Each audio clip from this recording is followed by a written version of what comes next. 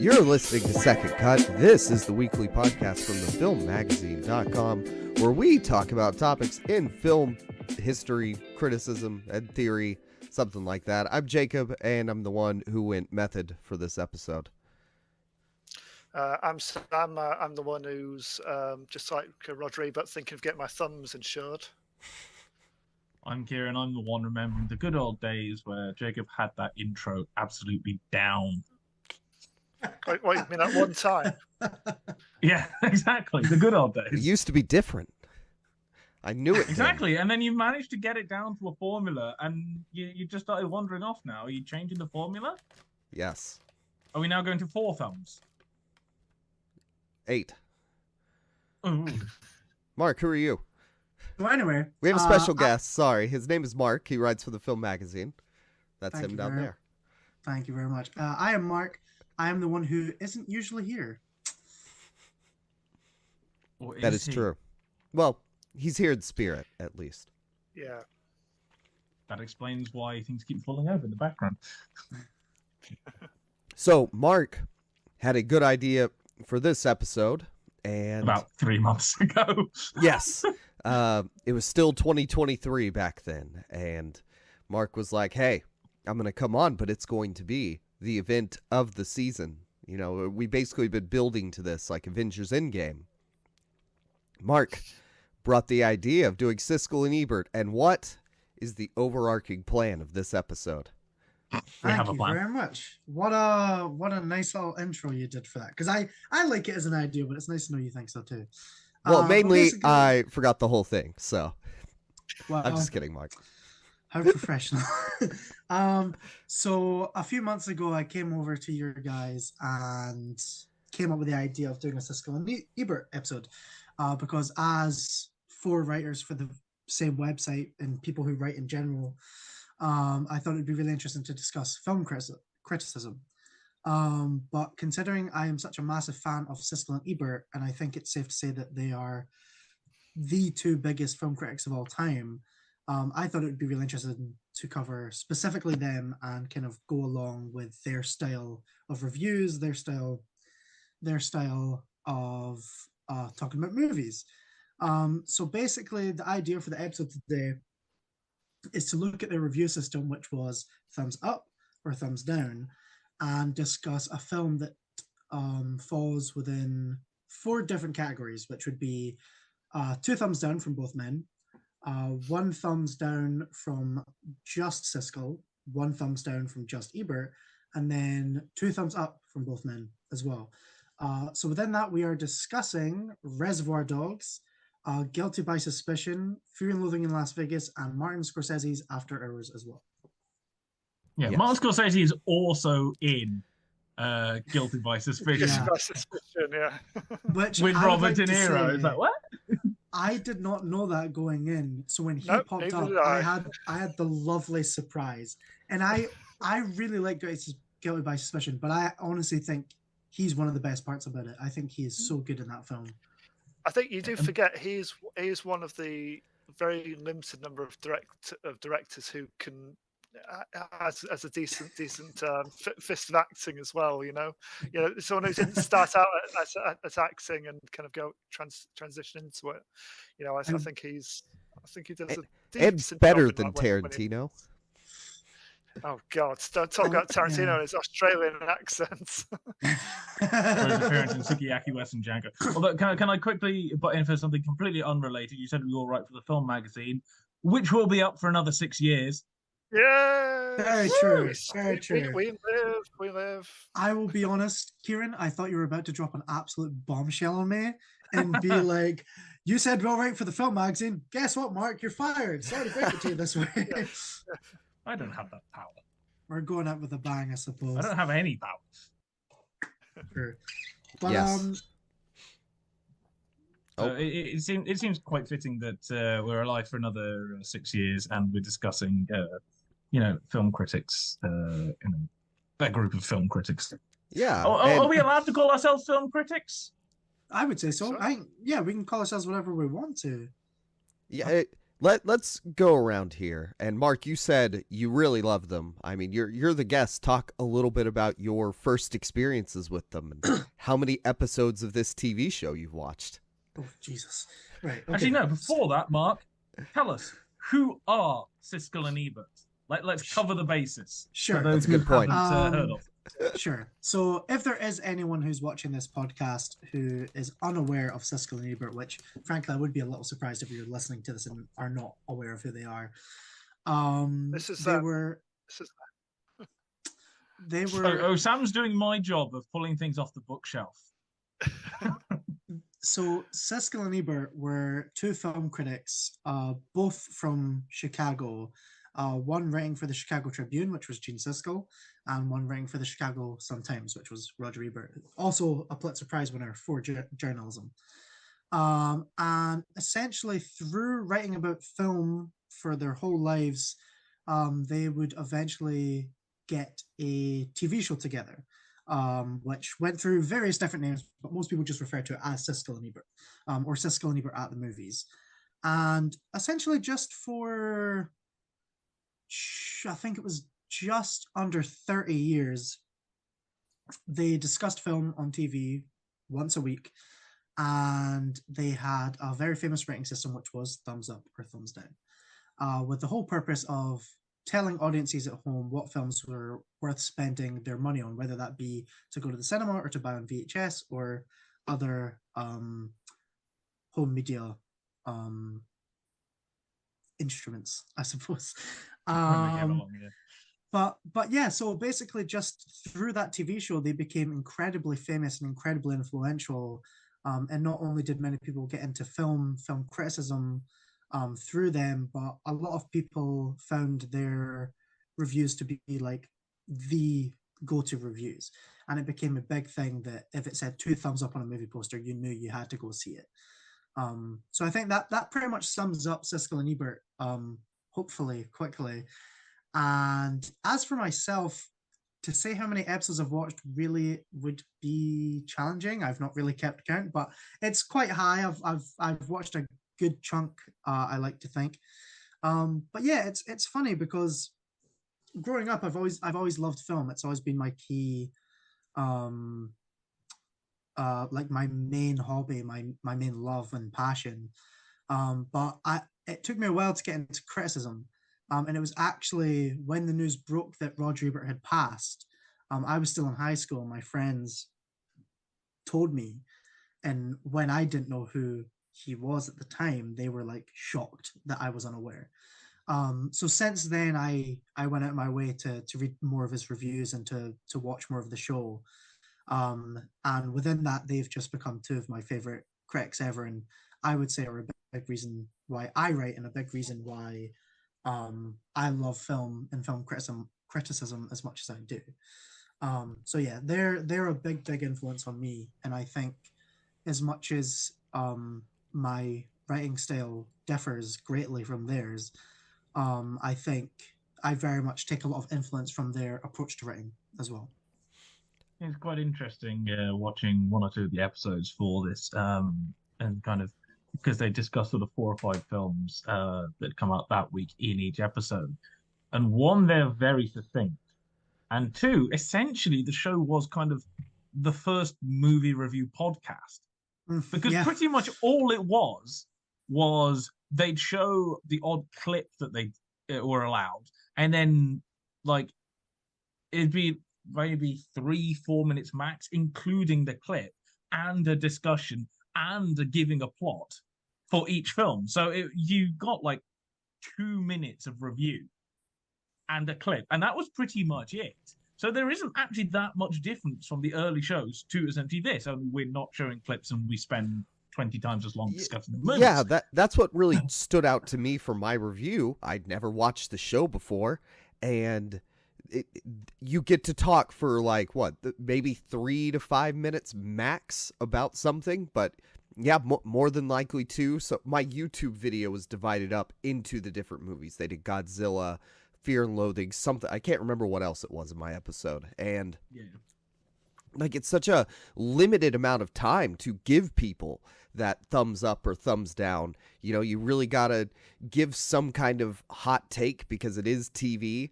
So, you know, I'll get into what Ebert was saying for mine. He was the thumbs down, but they're getting through it so quickly. And like we talk about, oh, we need to get through it faster, but it's like 3 to 5 times the amount of what they're doing at minimum.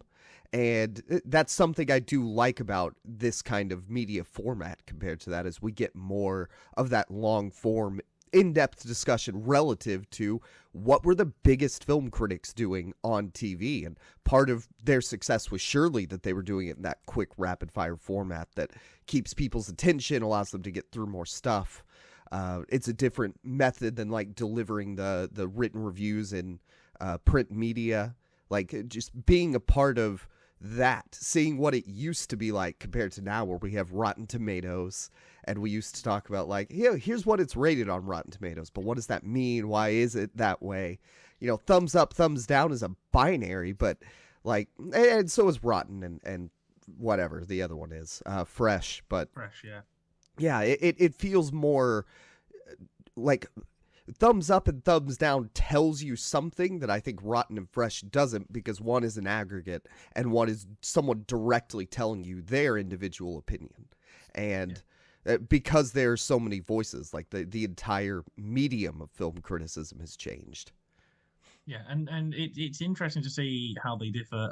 So, for example, with Reservoir Dogs, the score that they give is slightly different when you go onto Ebert.com, which is set up by Ebert and is now carried on by a team of critics after him. There's also, it's now out of 4 stars, even though they go to half, so it's split and things like that. But even that review that Ebert did print-wise for Reservoir Dogs, because he obviously did the TV version where they have to discuss it, but his regular job was to type it out, is a longer version. And it's interesting for me because, you know, one of the things that you do get as well with different mediums is you have to give essentially different word counts. And that changes the style and how you write. But not only that, it also dictates kind of how much or how little you can write about things. So, for example, I can't remember what it was. I think it might have been Night Swim that came out at the beginning of the year. Warning, it's awful. And because I hated it so much, I genuinely wanted my review just to be, it's crap. That's it. Just a 2-word review, or don't watch it, or god awful, just something like that. But the trouble is, because it's now online, the format and you have to write it kind of dictates that you behind the scenes stuff, and I'm sure this is for other sites as well, that you kind of add a certain amount of word count. The kind of algorithm changes to essentially, you know, make it more visible. So quite often for some of my reviews, I will be looking for a certain word count. I won't say the actual thing it is, and sometimes I'm having to find stuff to flesh out this review to help the algorithms out for these reviews, when in actual fact, I just want to write about 2 sentences going, it's god awful, everything's crap, don't watch it, and leave. Because I think that is a more punchy reflection of what I actually feel about the film. With my writing, I tend to find the easiest and most enjoyable reviews to write are the ones where I feel either extreme, really. So either I absolutely hate something or I absolutely adore something, because you can wax lyrical, you can have a good old rant about it. But it's the ones in the middle, like the uninteresting films. There's just not enough to kind of keep your interest, and just enough to talk out full stop. That kind of the ones that kind of struggle. I mean, these guys became famous for their rants and for their arguments with each other. You know, when their opinions were diametrically opposed. I mean, I think Roger Ebert, especially, I think he was quite upfront saying he was the less comfortable one in front of the camera. You know, like his writing was his kind of his happy place. You know, his comfort zone, and you know, Siskel was a bit more polished, a bit more like loquacious and comfortable. You know, I think Ebert sometimes even also struggles to keep his opinions like to like a manageable like soundbite kind of length. You know, it wasn't really pithy. You know, you could kind of see he just wants to carry on, really, just get into it. And then you go to his site, you know, you see like, you know, 1,000-word review or whatever, and he's just getting into like, you know, cultural, socio-cultural kind of history and all these other things it brings into it, you know. But I think with the TV, what that medium does, and I mean with their written stuff as well, but you especially see it with the TV segments, is that they eventually managed to get it so that what was said was the important stuff, and what they said was accurate and precise, and it is kind of the precision of the writing, which is something I'm always trying to look for, cutting out kind of stuff which just feels like fluff, you know, and trying to make it not necessarily accurate, because sometimes you do have to over dramatize stuff for entertainment value. And actually, I will find in a minute. There's a list Mark Kermode wrote in one of his books of 5 things for successful film review. One of them was entertainment. It should be fun to read a review like this. But with the reduced time length, you have to be exact in what you're saying. And they eventually, and yes, there are times where they go off on rants. Mark Kermode is not immune to this. I think it's the film Entourage. You go on YouTube, there's a good 10-minute rant on Entourage. It's great. It's just how awful and just how like crass it is. But you know, Siskel and Ebert on this, by the way. One day. No, we're not. They managed to get it, and it's something that I'm always looking for as well. Is to be kind of what they're saying is kind of correct, you know, and not in a kind of I agree with them way, but the words are exactly what they want to say and how it should be said. It feels right. Yeah. And it's that kind of specificity that is, I think, an important part of film criticism, and they nailed it. That is one of my personal favorite things about, like, because I love their written reviews. Unfortunately, a lot of Siskel's written reviews aren't as widely available as Ebert's. But that's one of my favorite things about the TV show is, as you said, Kieran, their reviews are so precise. And I don't think there's ever been a time where I've watched one of the reviews and not understood exactly what they meant. Like, even if I don't agree with what they're saying, even if I don't agree with the actual review that they're giving, which I'm sure we're going to get into during this episode, it's one of those things where I always get their issue with the film, and I find it really impressive, because when you do read the reviews, even if it's much longer, the kind of skeleton of what they're talking about is the exact same as the TV show. They just are allowed to go more in depth. That's something I find fascinating about seeing those differences. And it's funny because very quickly, talking about word count, for example, everyone has said like it changes from film to film. Sometimes you have to fluff it up. Sometimes you have to cut it down. It's difficult. But we obviously today we opened up a few questions for people to send in, and one that my friend had sent to me personally, he asked me what our favorite negative reviews were, and the one that I immediately point to that admittedly wasn't a professional review, it was on Letterboxd, was for Johnny Guitar, the like 1950s western, in which my review was just nah. That was the whole review, and I forgot I'd written it until my friend pointed it out to me. Was this a favorite one of our reviews that we've ever written? Yes. Oh, good. My answer was going to be my own, so perfect. Mm-hmm. Please tell us, Jacob.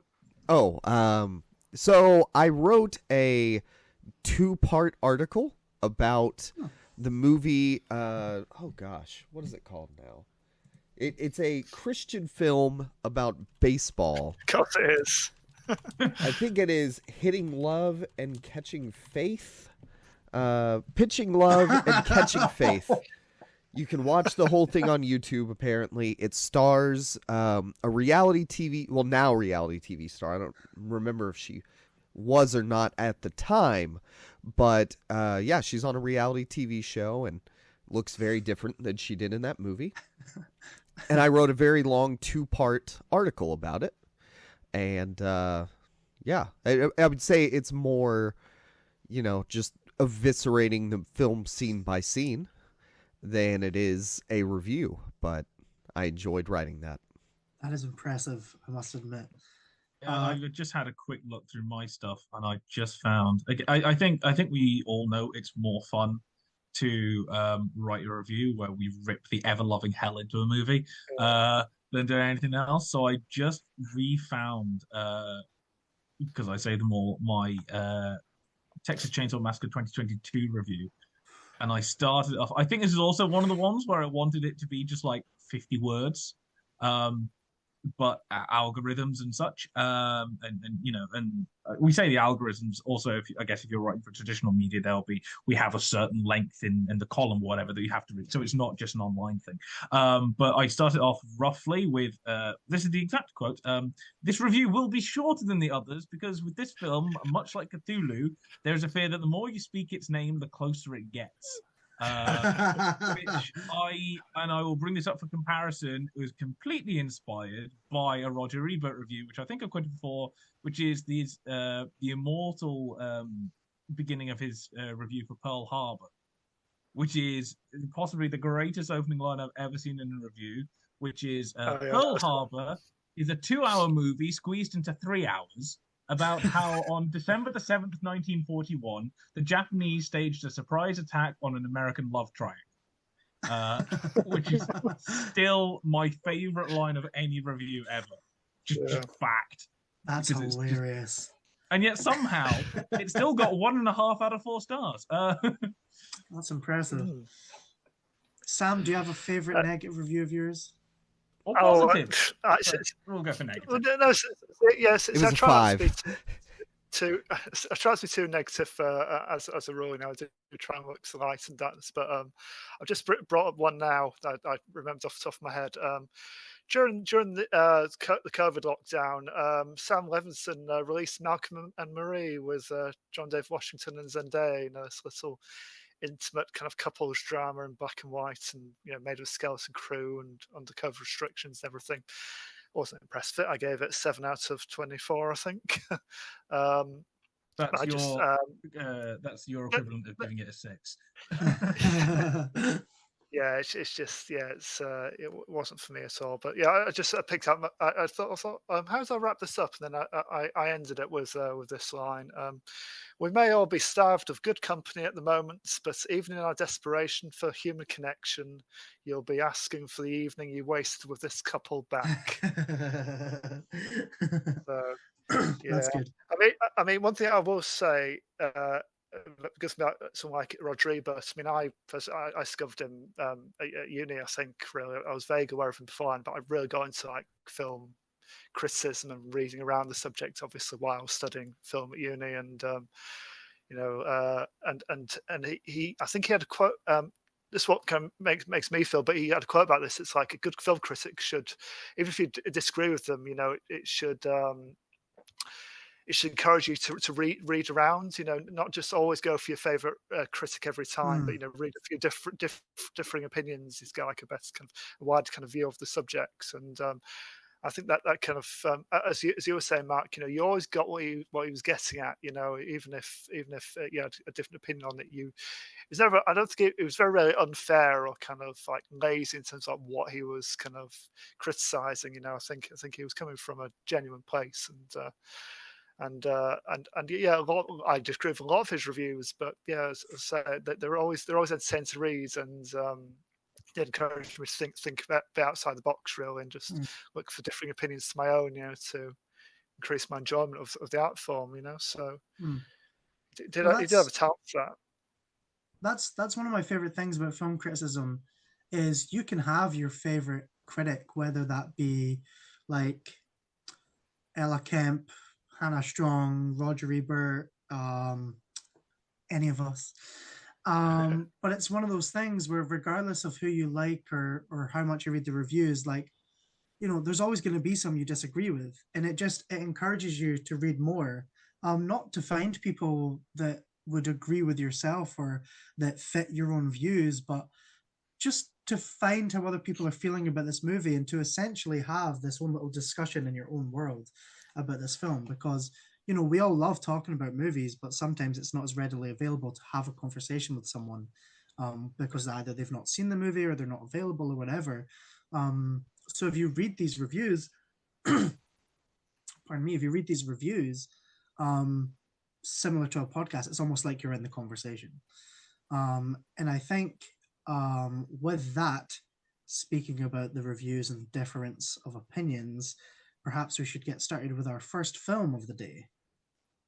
which is Are we going by thumb orientation, or are we going by year released? Just somebody yell one out. We're going by thumb orientation. So we're going to do the 2 thumbs down first, which is Reservoir Dogs, and then we'll do 1 thumb up Siskel, Fear and Loathing in Las Vegas, 1 thumb up Ebert, Guilty by Suspicion, and then 2 thumbs up After Hours. Yes. Nice. Well, and I think that we pretty much only picked ones from like the late 80s to the late 90s. Yeah. So... and they're all American films, you know. Yeah, it was a very narrow kind of window. I mean, to a certain extent, we're picking ones that they reviewed, and most of the time they weren't doing retrospectives. So if they start going properly in sort of the 70s, I was looking down and just seeing if we'd kind of looked out on like a general kind of themed tile for films together, and the only one I've come across is guys having an absolutely terrible time. That's a good point. And what? That's a really good point. White straight males. We're changing the name of this episode.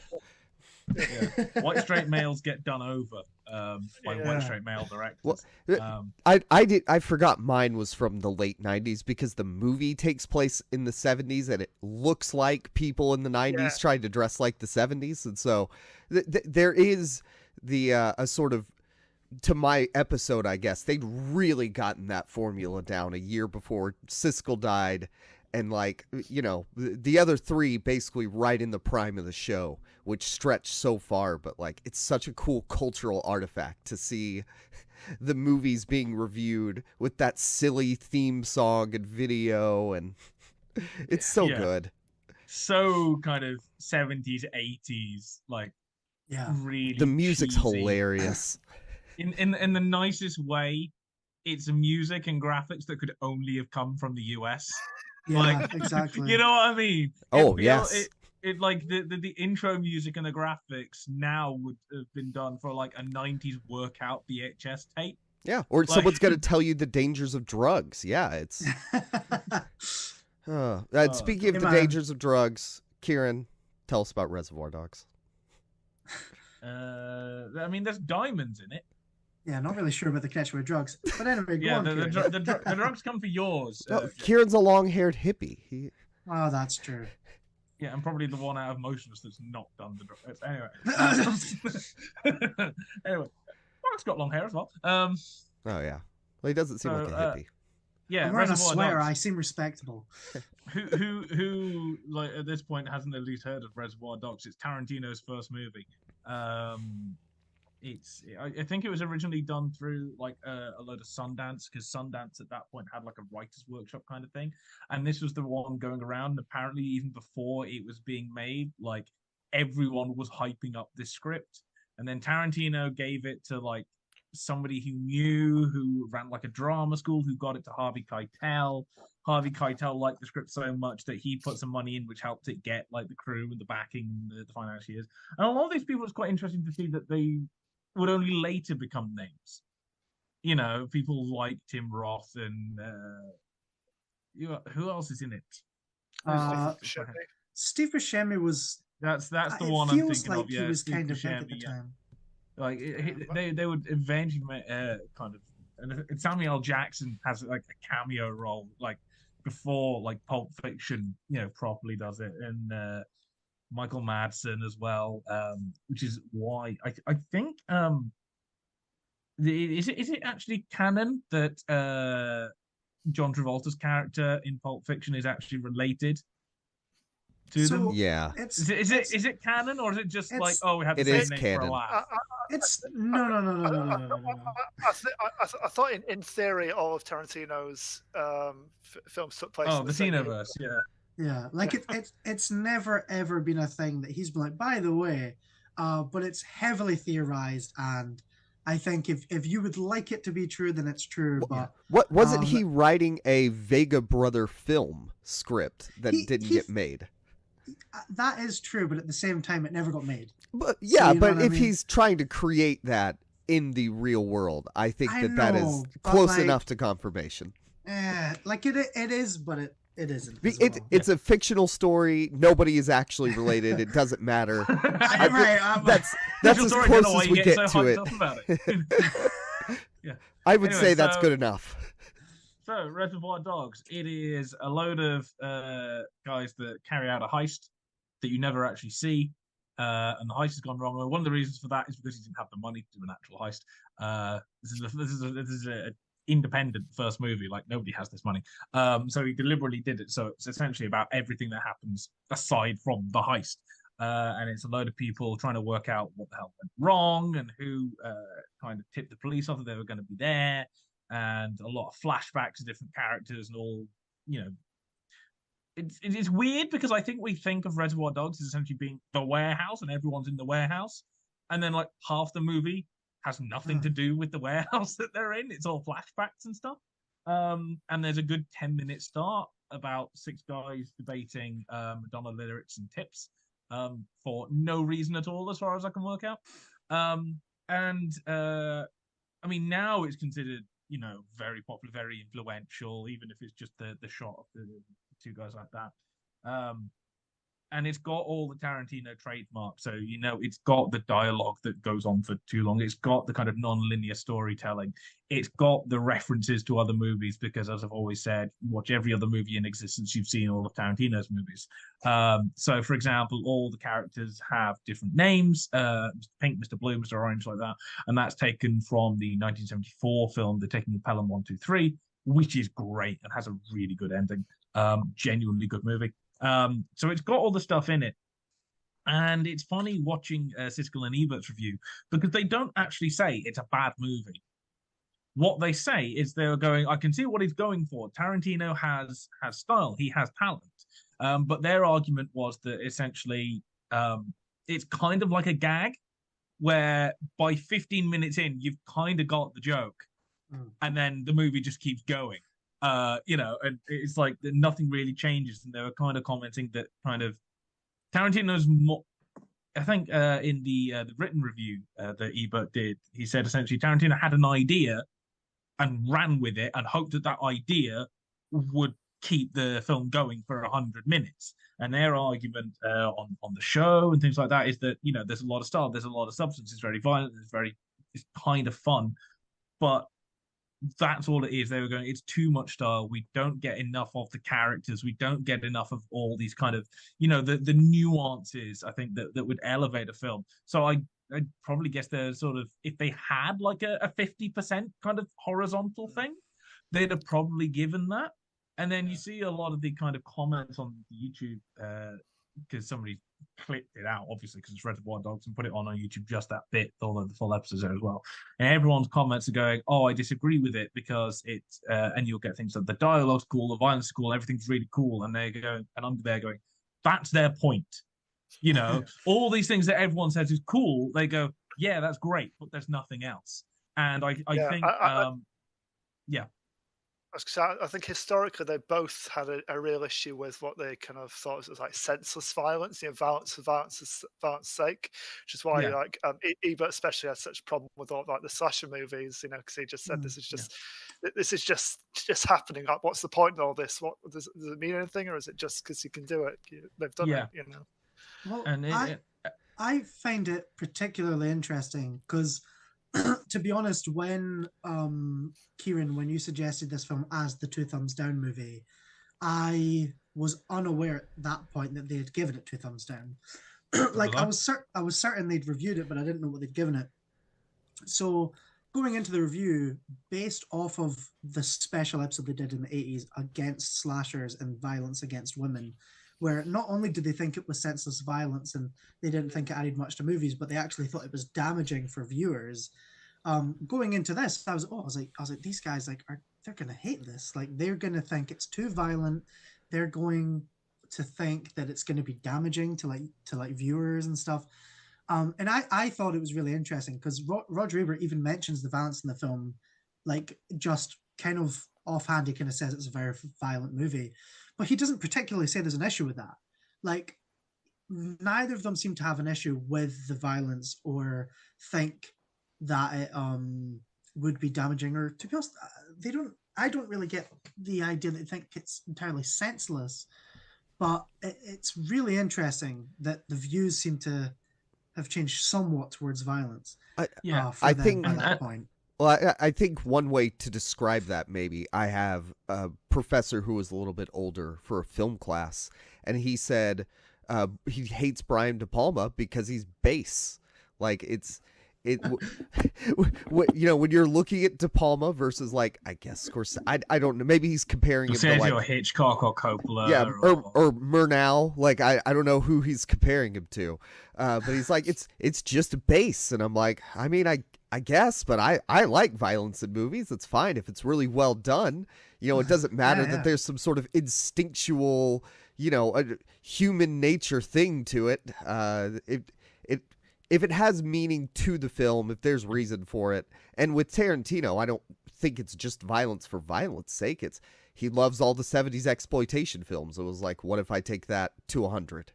Yeah. And in the review, it's interesting because they're talking about the fact that it is playing a lot on I think they described it as essentially showing you what all the crime films don't show you, which is the kind of the aftermath, the idea that kind of none of them are incredibly clever, all the stupid conversations that we have that you would not have in these crime movies. But their kind of thing was that, it's kind of well done, but it's all surface level. There's nothing underneath it. I think they described it as kind of empty underneath. After 15 minutes, you keep expecting it to go somewhere different, and it doesn't. They do not say that Tarantino isn't talented, and I think, in fact, the written review, the opening line is, now that we know Quentin Tarantino can make a movie like Reservoir Dogs, it's time for him to move on and make a better one. So it's not like they're going, it's a bad movie. And I think a lot of our kind of comments is also, we now have an understanding of what Tarantino has done in the future. We've all seen Pulp Fiction, we've all seen Kill Bill, we know Tarantino. This was just a guy that made a movie, like who'd worked in a video rental store couple of years before and has managed to get some movie together with a couple of some named actors that he's in. And so we have this kind of retrospective understanding rather than almost just seeing it as a film itself. We kind of come to it through the eyes of, this is a Quentin Tarantino film, which is immediately going to change our perspective of it, a bit like going to watch a Hitchcock film. Oh, this is a Hitchcock film. You almost have, even if you don't want to, I think there's a kind of auteur glasses going on. Even if we discount auteur theory, there's a thing where we go, oh, it's a Tarantino film. Whereas this was before Tarantino, even though it was his first, which means that they are going to view it purely on the film itself, rather than this is a Tarantino film. They're not looking at the tropes of his kind of things. And when you view it from that point, a lot of their comments do make sense, that it is, let's be honest, an awful lot of dialogue that means absolutely nothing for a plot. There's a good 10-minute conversation about giving tips and not giving tips and the ethics of it. There's just nothing for the plot. And realistically, nothing for the characters that you can't get otherwise from the rest of the story.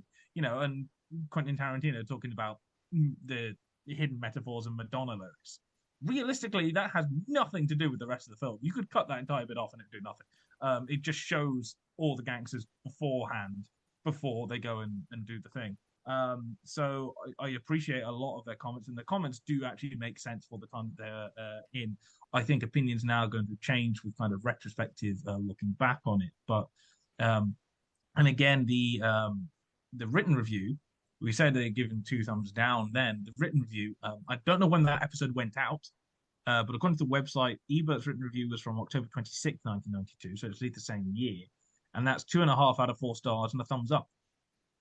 So it was, even for them, very on the borderline of thumbs up, thumbs down. And this is where I'm kind of going, this is probably an issue with their thumbs up, thumbs down system, that it's completely binary and doesn't accurately represent how good a movie is.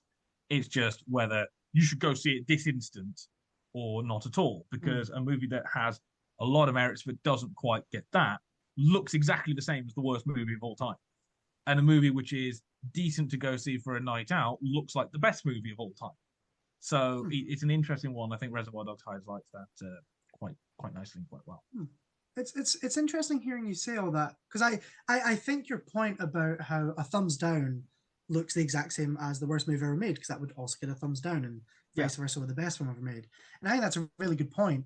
I do think there is something to be said about the lack of middle thumb, essentially. Yeah. Because I think, to me, it's always that thing, because as much as written review gives it 2.5 out of 4 and a thumbs up, to me it's kind of like, this kid is talented, let's see where it goes, and obviously his review actually says that. But then on TV it's kind of like, he's like, yeah, he's talented and we'll see where he goes, but like this, I'm not really sure I'd recommend it, like, to pay for it, which I think is quite reasonable. And I think it's nice because you can read quite a lot into it at the same time. But it's funny because as for their comments on the show, you know, I was a teenage boy once. I loved and continue to love Reservoir Dogs. And it's interesting because speaking about the pointless dialogue, it's funny because with a lot of his movies, I think there is a lot of that layered throughout, where there would be those conversations about like Madonna, True Blue, Like a Virgin, throughout the film. But it's funny because the more I think about Reservoir Dogs, the more I think that the beginning has that, where it has the Like a Virgin, not Like a Virgin, Like a Virgin. I was thinking of the Triple J radio show there, pardon me. But yeah, they have Like a Virgin, that whole conversation, and the one about tipping, and it is pointless, and it just points out like these random little intricacies about the character that don't really come back later, but it's just a nice little thing.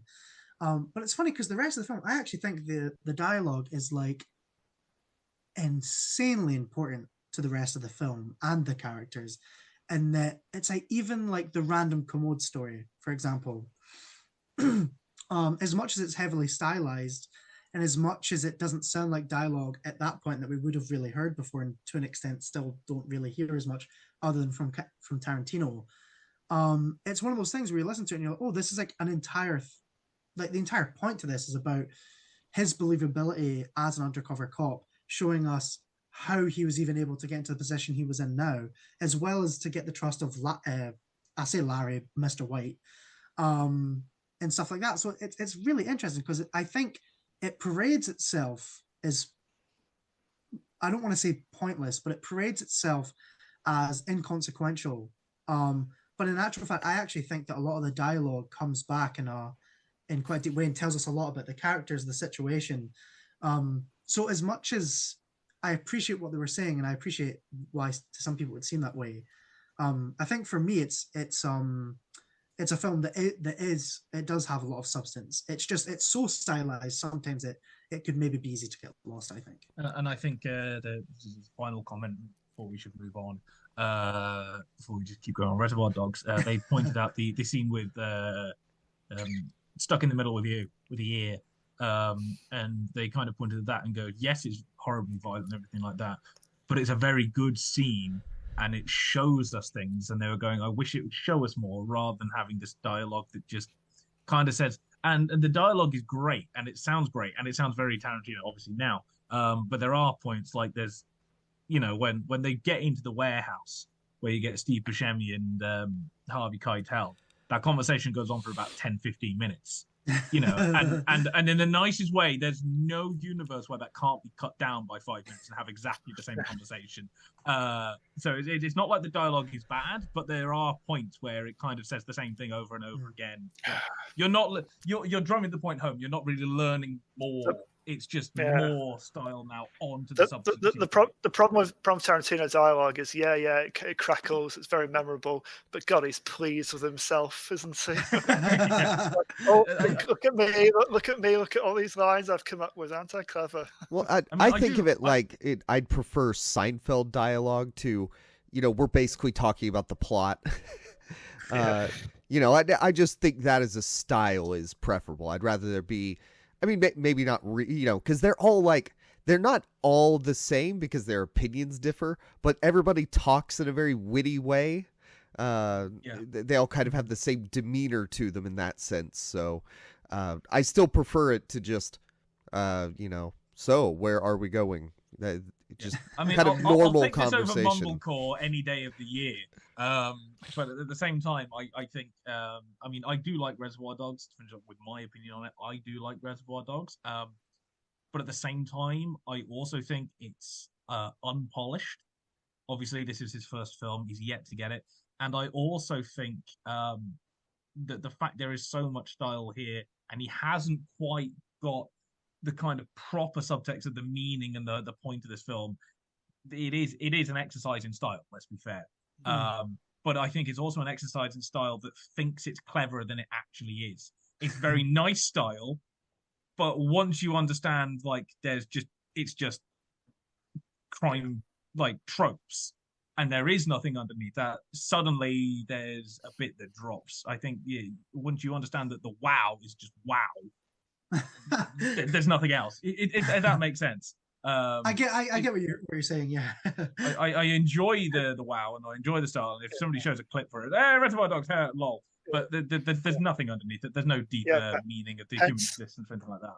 Yeah, hence it's somewhere between here and here. Somewhere. Yeah. Well, that's the thing, Sam. We ain't doing in betweens. So everybody, I would like to ask, thumbs up or thumbs down? Oh, I spoiled it. I mean, I'm gonna be like There's no 60%? thumb in the middle. There's no thumb in the middle. No thumb in the middle. Okay, Up or okay. down? No review Yeah. nuance. Okay, 4 thumbs up. But Speaking I agree with of, this 2.5 out of 4 stars. so, Still Ebert, we can still use it anyway. fair.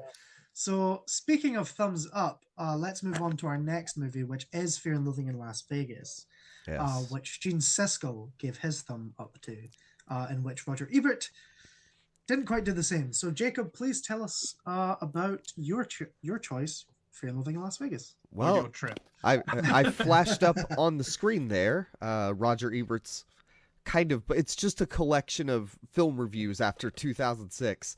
A horrible experience of unbearable length, more movies that suck. And it's just a bunch of bad movie reviews. I've got the first volume of that. I've not got the second. I have the second and not the first. So, genius marketer. We should all be putting our reviews together in a book to sell. But yeah, so for that's why I picked the thumbs down from Ebert. I was like, oh, I'll listen to him eviscerate a film, and he did not. I had never seen Fear and Loathing before, so that is why I picked it. And I wanted to see what he would say about it, and unfortunately, I just disagreed with everything he said completely. Whereas Siskel's thumbs up, I was like, oh, interesting. This makes more sense. So, in case you don't know, Fear and Loathing in Las Vegas is about Johnny Depp and Benicio del Toro playing Hunter S. Thompson's fictionalized version, but fictionalized version of himself, and his overweight semi-autobiographical version. Yes, gonzo journalism. We'll just say that his Samoan attorney, who he refers to as my attorney, played by Benicio del Toro, who's playing a Mexican like activist lawyer, and they're just going on a drug-fueled romp through Vegas. In the movie, I'm not quite sure what they're doing, but I do know the background of it, which is Hunter S. Thompson met the real-life lawyer, whose name I forget. He met him while writing an article about the treatment of Hispanic people in Los Angeles, and they were like, well, we can't meet for this interview because of the racial tensions. We got to get out of town. They go to Las Vegas, and, you know, they just do a lot of drugs, and... You know, so what Hunter S. Thompson was supposed to be doing was writing a 250-word blurb about a photo for this Mint 400 dirt bike competition. So that is why he got an entire hotel suite, was for that. And yeah, doesn't do anything for it and gets a whole book out of it. So... I think it's quite funny. Just saying, I hadn't seen this or read the book. I know the writing PhD student hadn't read a book, but it actually pretty much had, because being the heavy metal fan than I am. I didn't realize that the Avenged Sevenfold song "Bat Country" was based on the book and the film, using quotes from it, and the music video is just them recreating like the scenes. So as soon as I saw them driving down and waving the stick around kind of thing, and they got the quote at the start, I'm like, oh my god, I have seen this like film for like 16, 17 years of my life and not actually realized that I'd seen the film before. Yeah, as soon as the quote pops up at the beginning, I also had that realization, and it just kept happening over and over. Yeah. Because at the beginning he's going, "This is Bat Country," and he's waving at the bats he's hallucinating. Oh my god! So for my episode, Gene, this is 1998, the year before he died. Although it was late in the year, so it was actually just a few months before. Gene was on a call after surgery, and they just flash up a picture of him whenever he talks. So like whenever Kieran's internet goes out, I will be replacing him with a picture. That's been my plan. It sits right here in my stream stuff. And I'm glad to know. Been fine recently. It has been, but I have it prepared just in case. And it turns out I'm just taking tools that have been used by the masters. You know, they were doing that on live TV to make up for somebody not being able to be there. They were actually doing a cross-country podcast. Yes. Yeah. We are nothing new.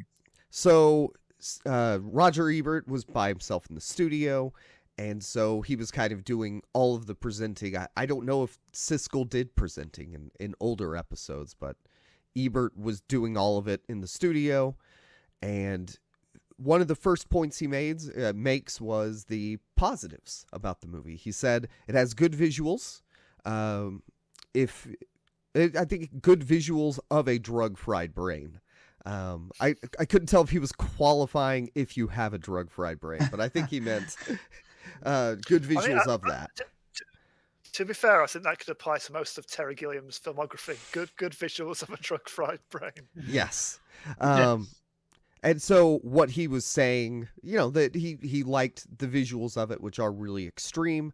I think that for where they were in the 90s, there's some pretty good what surely were computer graphic or generated effects. So that part I understood, because I also thought the visuals were good.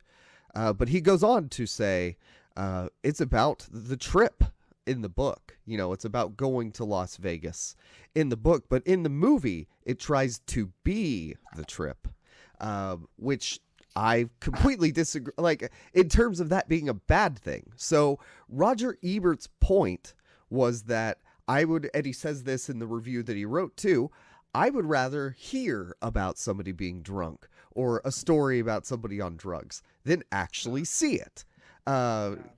Seeing the trip is not good. And I was like, how is that not better? How do you not want an experiential version of the book? I will raise one kind of slightly kind of dark point in that Roger Ebert was a recovering alcoholic, and possibly didn't want the flashbacks to those, the worst of his times. So maybe he was not having drug trip feelings on his alcohol. They're very different experiences. I have to say, Jacob, it's very funny hearing you say these things and disagreeing with them, because I very much agreed with Ebert's points. Ooh. So, truth be told, I'm a big fan of the book, and I had seen this movie before 2013 or something, a long time ago. So watching it back, I was actually quite excited to do it because it had been so long. But I almost completely agree with Ebert's points. Because his point, he was like, I tried to figure out why I liked the book and didn't like the movie. And I think it's that thing where if I were to get drunk with a couple of friends, I would have a very good time with them. We'd all have a good time being drunk together and just being in that strange state of mind as like a cohesive unit. Whereas and I've sadly been in this position, if I were to sit with one or two drunk friends as they tell me about this thing that they think is wicked and I do not think is all that cool, but they're like, no, you had to be there. Yeah. I find it insufferable. I think it is one of the biggest wastes of my time. and I find it so Well, frustrating. I because think it's one of, I think what like, you're 'cause saying they just there. don't get why you don't find it funny or why you don't find it cool. And it's like, dude, the reason you find it funny is because you were steaming. Like, So- and I'm completely sober. What you're describing is if Johnny Depp as Hunter S. Thompson was sitting on a couch high telling you about the movie. But the movie itself is you are there. It's not you had to be there. So that's where I agree with Ebert, because in the book you get to read what's going on, and you get to read it from Hunter S. Thompson's perspective. So although you're reading all of these crazy things, you kind of come at it from your own worldview and your own experiences, whether those own experiences be very similar to Hunter S. Thompson or whether they be very different. But regardless, you get to truly understand how crazy it is, I think. But in the movie, I think it tries to put you in his shoes. And to me, it just, by putting you in his shoes, I found myself the whole time, I was like, I don't think this is fun. I was like, I don't think it's very funny. I found it to be kind of like gross and disgusting. And my friend did raise a point, because I spoke to him because he adores the film and the book. He was like, if you found the film to be gross and disgusting and like not easy to look at, he's like, technically that means it did its job. And I'm like, yes, but I think it meant it wasn't a good viewing experience, which I think obviously is the big takeaway. But I also think Terry Gilliam as a filmmaker, I have a lot of respect for him, especially for his work in Monty Python. But I think as a filmmaker, visually, sometimes he can push things a little too far for my tastes.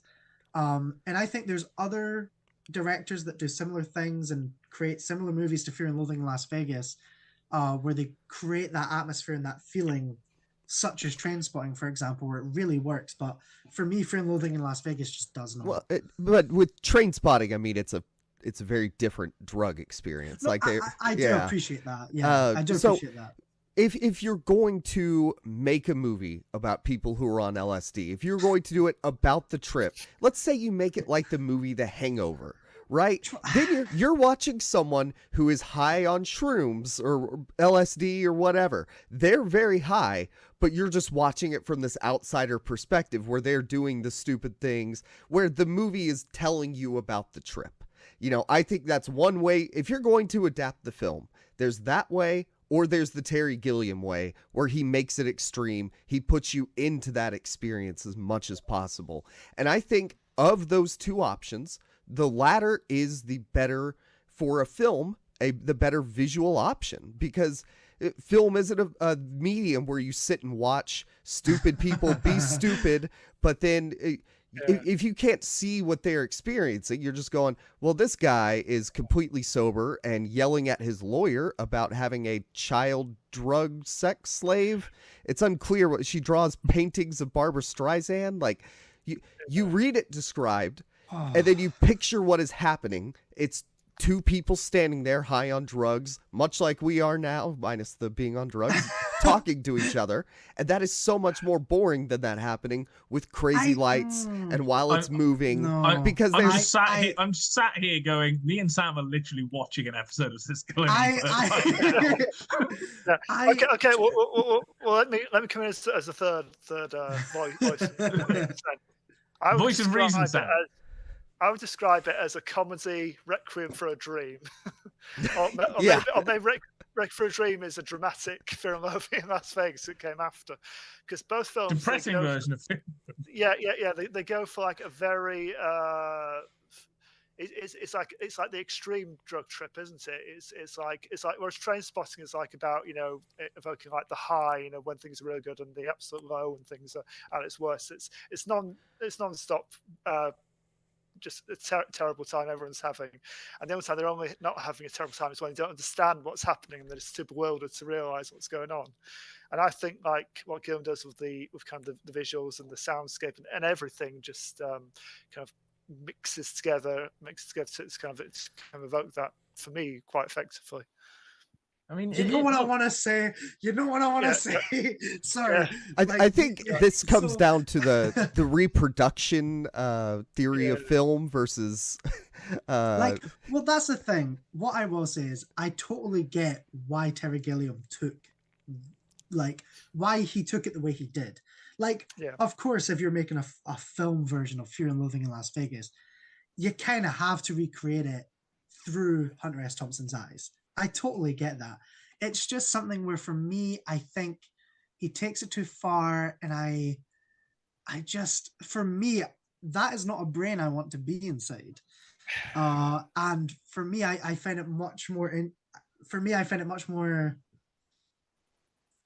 maybe not much more of one thing, much less disgusting, much less disturbing. Mark, would you say that, yeah, it's a brain you don't want to be inside, but for a film creating that brain you don't want to be inside, is it effective? I think it's effective, but even though they're very different. So like Requiem for a Dream, it recreates their experiences on drugs. And as much as you're not sitting there being like, I completely get why someone would be addicted to heroin, I think it's very much a thing where Trainspotting, Requiem for a Dream, you're like, it's putting me inside their brain where this seems like a good idea, a good trip, a good experience.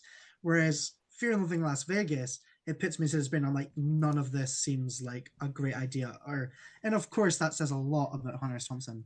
One other quick thing I want to say, which I maybe should have started with because it's a very tiny little thing. As a big fan of the book, I also think Benicio del Toro is incredibly miscast. Whenever I read the book, he is not the guy that I picture as the attorney. Quick little thing, pardon me. As somebody that's never read the book, I'm judging this purely as a film. Okay. So not related to the book at all. I'm imagining the book doesn't exist because I've never read it. Therefore, I can't bring that into my account. I'm very curious about this insight. This is yes. I want to know how closely the plot matches the plot of the book, as in kind of the events. Are the events similar in the similar order, or is there like a massive ending change or something like that? The reason I asked this is because the presentation that I get from the film, purely as a film, and that's the only thing I can judge, is that, you know, it's surreal, and I love the surreal stuff, and it's wild and mad and stuff like that. But the level of the madness, kind of after 20 minutes, I don't think really increases or decreases that much. Mm-hmm. And it's just a level of madness all the way through, which for me means that, yeah, it looks great. It's random stuff and, you know, it's surreal and dialogue and all this stuff. But the level doesn't change, which means my interest wanes as it goes on. And by an hour and a half, nothing much has changed, and I'm bored out of my mind going, come on, do something. I completely agree with that. That's the main weakness, that it's one level, there's no kind of variation, nothing to kind of keep your interest peaks. And whereas, again, compare it to Trainspotting and even Requiem for a Dream, it's that mastery of tone, you know, to evoke kind of those kind of experiences, you know, when you're on drugs. I don't think Gillian quite gets. I'm not sure if the tone's just right. You know, visually works for me. Kind of, for me, it's a fun enough experience. But I want more. It's not one I go out to regularly because it's just not. It's just a bit samey. You know, if you're just sticking to that one kind of They're on hallucinogens the whole time, so there is this, you know, there's the cycle to heroin or cocaine or whatever, where it's up, down. Whereas with psychedelics, from what I've read and heard, you sort of hit a peak, and you are just there until gradually your interest begins to wane. And Mark, I also have not read the book, but in the film, they describe at the very beginning just how much LSD and mescaline they have. And then throughout the whole thing, they are taking mescaline and LSD the entire time. So I will argue that if I mean, story-wise, there probably should be more ups and downs than just, by the way, that's my dog. Or lop half an hour off the movie. Yeah, it does run a little long. It's 2 hours long. It does not need to be 2 hours long. I hard agree. That's the other thing, actually, for me. Going back to our friendly discussion, Jacob, is that Called a row. obviously I appreciate why for some. I totally appreciate why for some this works. I really do. It is like. I think if it works for you, it works for you. But for me, I do think Terry Gilliam pushed it a little too far. And, as I said, I don't really like that it puts us instead of his, like, I don't really like that it shows us his perspective. Once again, I appreciate why that is the decision that was made. But I think for me, when you read the book, it's insane to the point that you're like, oh my God, this stuff is so mad. I can't believe it actually happened. Like, even though it's crazy, whenever I read the book, there's no point where I think, oh, that didn't happen. That's not true. He's fibbing. Like, every single sentence and word that is written by Hunter S. Thompson, I believe that at least that is how he experienced it. In the movie, I think, to be honest, this, you could say this comes down to the issue of adapting this book in the first place. But I think in the movie, when you watch it, at least for me, it's so crazy and it's presented in such an extreme way that the whole time I'm like, that didn't happen. That doesn't seem like something that would actually happen. This feels completely fictional, to the point that, to be honest, to the point that it kind of feels like people like goofing around in costume in front of a camera. Like, it just feels like play pretend rather than an actual adaptation of a great piece of work. You say the whole, like, honestly, man, the whole thing. I think I know it's based on something real. But the film presents it in such a ludicrous way that it just doesn't come across as such. And yet, and I think exactly the opposite. I don't think it went far enough. And that really? I don't think it went far enough based on the level that it started out at. Oh, okay. Because it started out as something and doesn't go up from there. Where, and I've said this before in reviews on things. I think actually my most recent one of Destroy All Humans, I think it was. Done it for Bullet Train. That was the first one I thought of, where you kind of, when movies go, oh my God, it's absolutely insane. I go, is it really that stupid? You've got an idea and you've run with it. What with the level it started out as, you either needed to start lower and build up. And I know it's meant to be, as Jacob says, there's hallucinogens, you just run and run and run. But I'm also in a movie theatre, theoretically, at the time. Like, obey something with the movie theatre and entertain me and something like that, because this is meant to be entertainment, blah, blah, blah.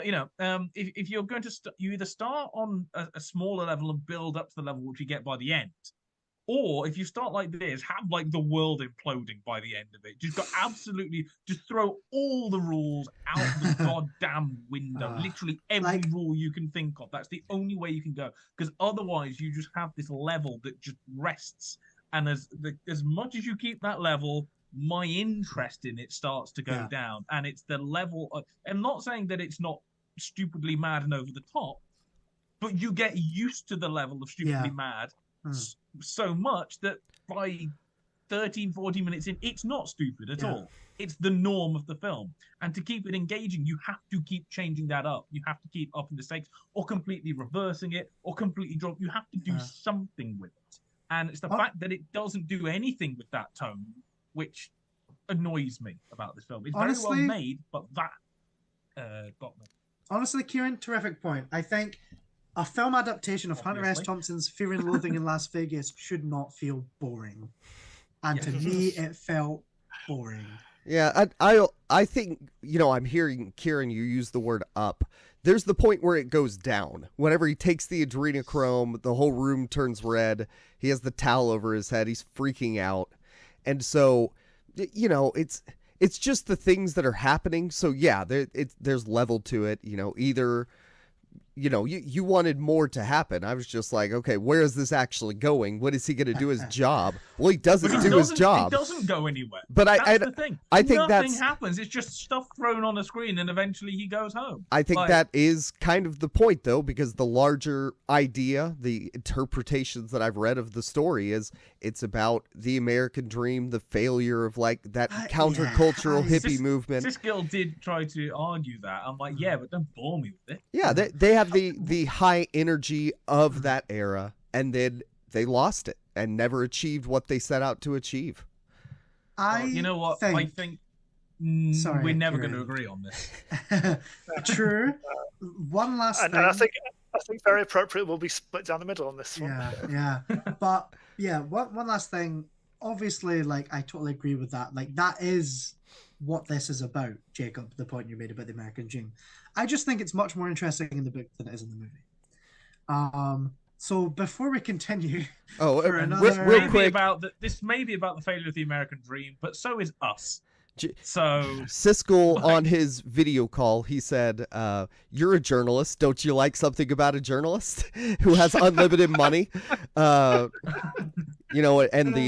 I think one thing that they also had a problem with, because they had read the book, I had never read the book, the disillusioning of Hunter S. Thompson. They were like, he didn't do anything.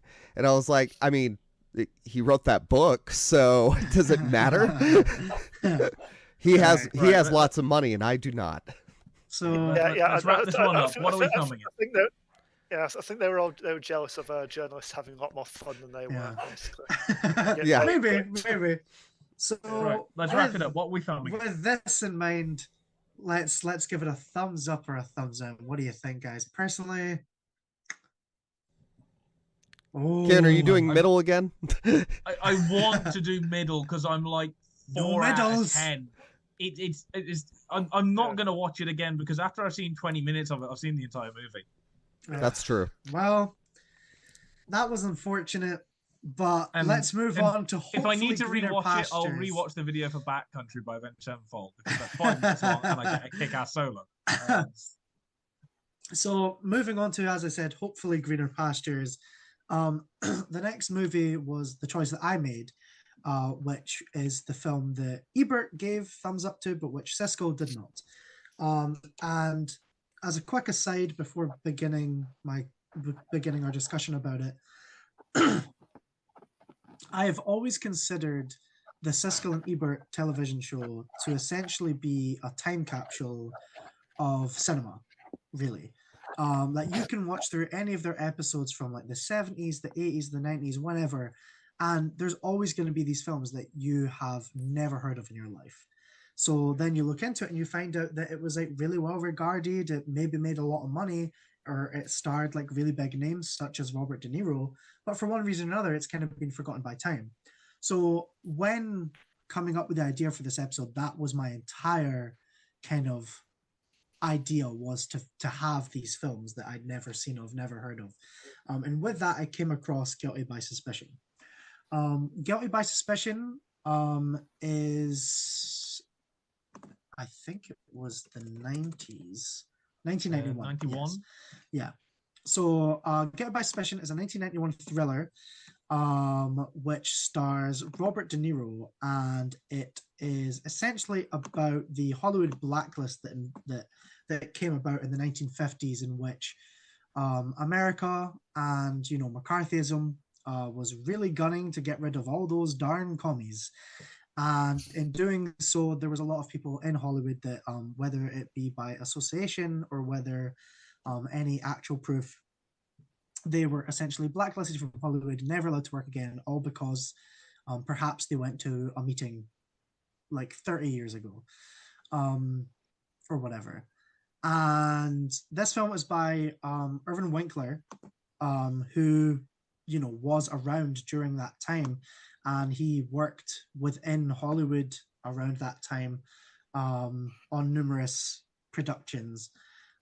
So I think it's really interesting going into this film. Not only is it a story that I think really deserves to be told, but it's a story that whenever Hollywood tries to tell it, it feels like it goes under the radar. Like there's this film, Guilty by Suspicion, which, I put it to you guys, and I don't think any of you had ever heard of it. There's like the Jim Carrey movie, The Majestic, which is about the same thing. Never heard of that in my life. There is the front from I Woody Allen. Yeah, there's I, that as well. yeah, I mean, I only know about the Majestic, so I watched it at uni. Cool. It was one of those, Very it was cool. one of those obscure ones put on in class. But my knowledge of the kind of the roundups and stuff is from hilariously studying 1950s sci-fi. Yeah, The kind of imitation. My third year, one of my projects, I labeled it the imitation narrative. So you've got Body Snatchers, and it came from another world, and The Thing, which was essentially just a thinly veiled allegory for the threat of communism. Yeah, exactly. Yeah, and the front stars Zero Mostel, who was involved in this stuff too. Oh wow, I never knew that. That's very interesting. But yeah, so it's a pretty straight to the point drama, and simply put, it's about Robert De Niro's Hollywood director, who's he's like pretty big, but he's just about to have this like really big picture, which looks to be like this big deal, and then all of a sudden, they ask him to testify in court to name some communists, and from there, because he denies any association with the Communist Party, and because he refuses to give up any names, he is, not entirely, but he's essentially blacklisted from Hollywood, and it follows his downfall, essentially. Roger Ebert was a big fan of it, Gene Siskel less so, but Ebert thought that it was particularly knowledgeable about the time that it was representing, and because of that, he thought that it proved to be an incredibly interesting and incredibly tense kind of account of it, and it even used, as far as I'm aware, he said in his review on the show, he said the ending of the film, in which Robert De Niro testifies in court, it actually used some of Arthur Miller's own hearing transcripts, which I think is really interesting.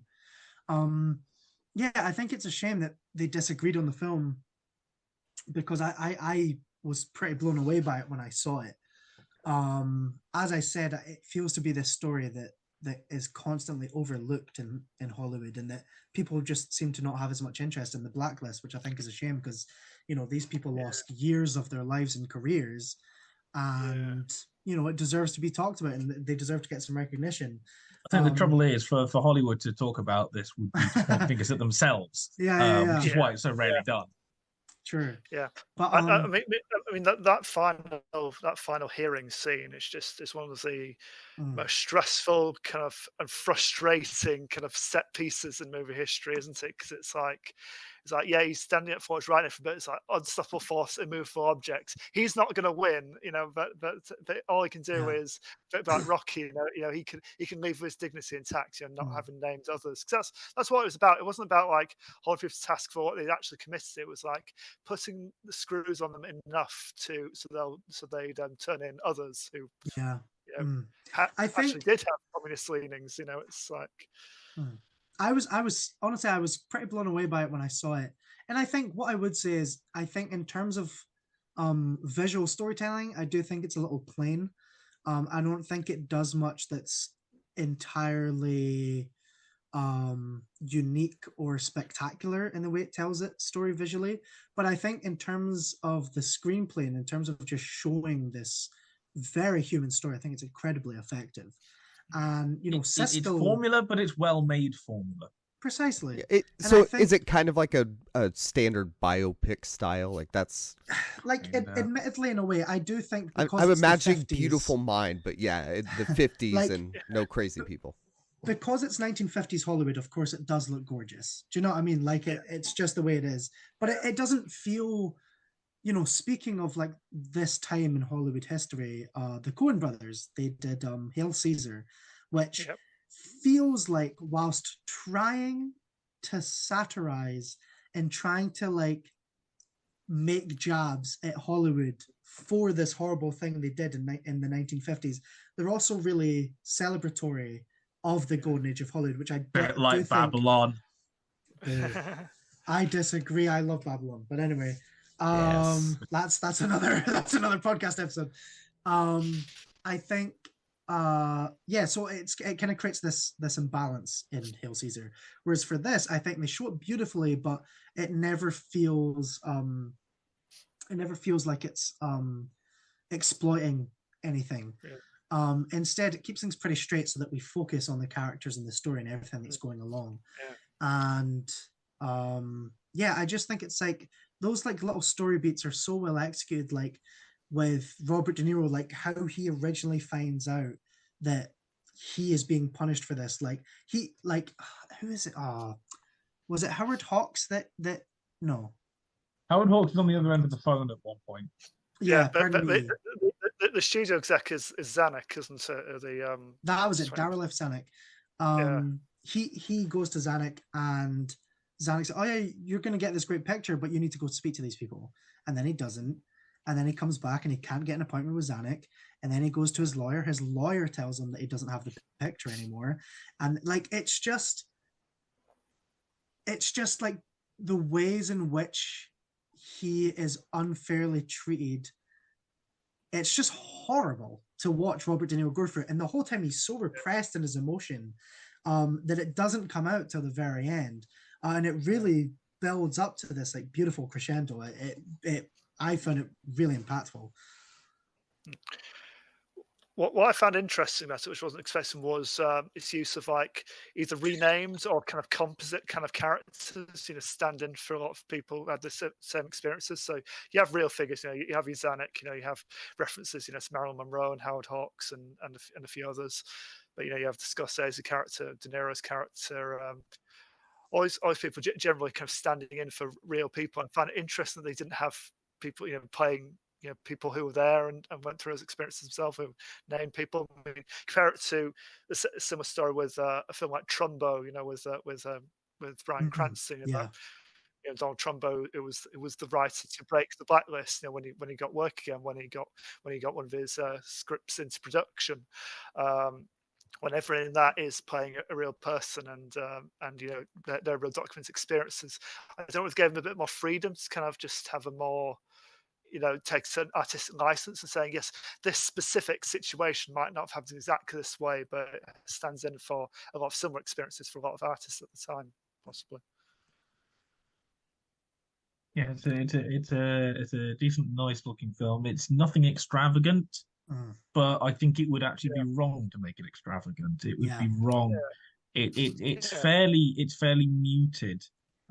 But that suits it. Sometimes you want a film to do something different and be new and flamboyant in a way, and sometimes you don't.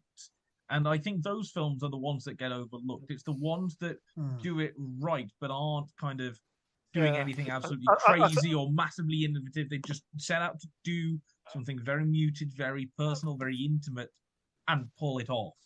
I think it'd be wrong to kind of overly sensationalize a story, and they even end on like like Card just saying, kind of just basically stating, so many people's lives are ruined by this, decade and a half, in Hollywood, and basically just.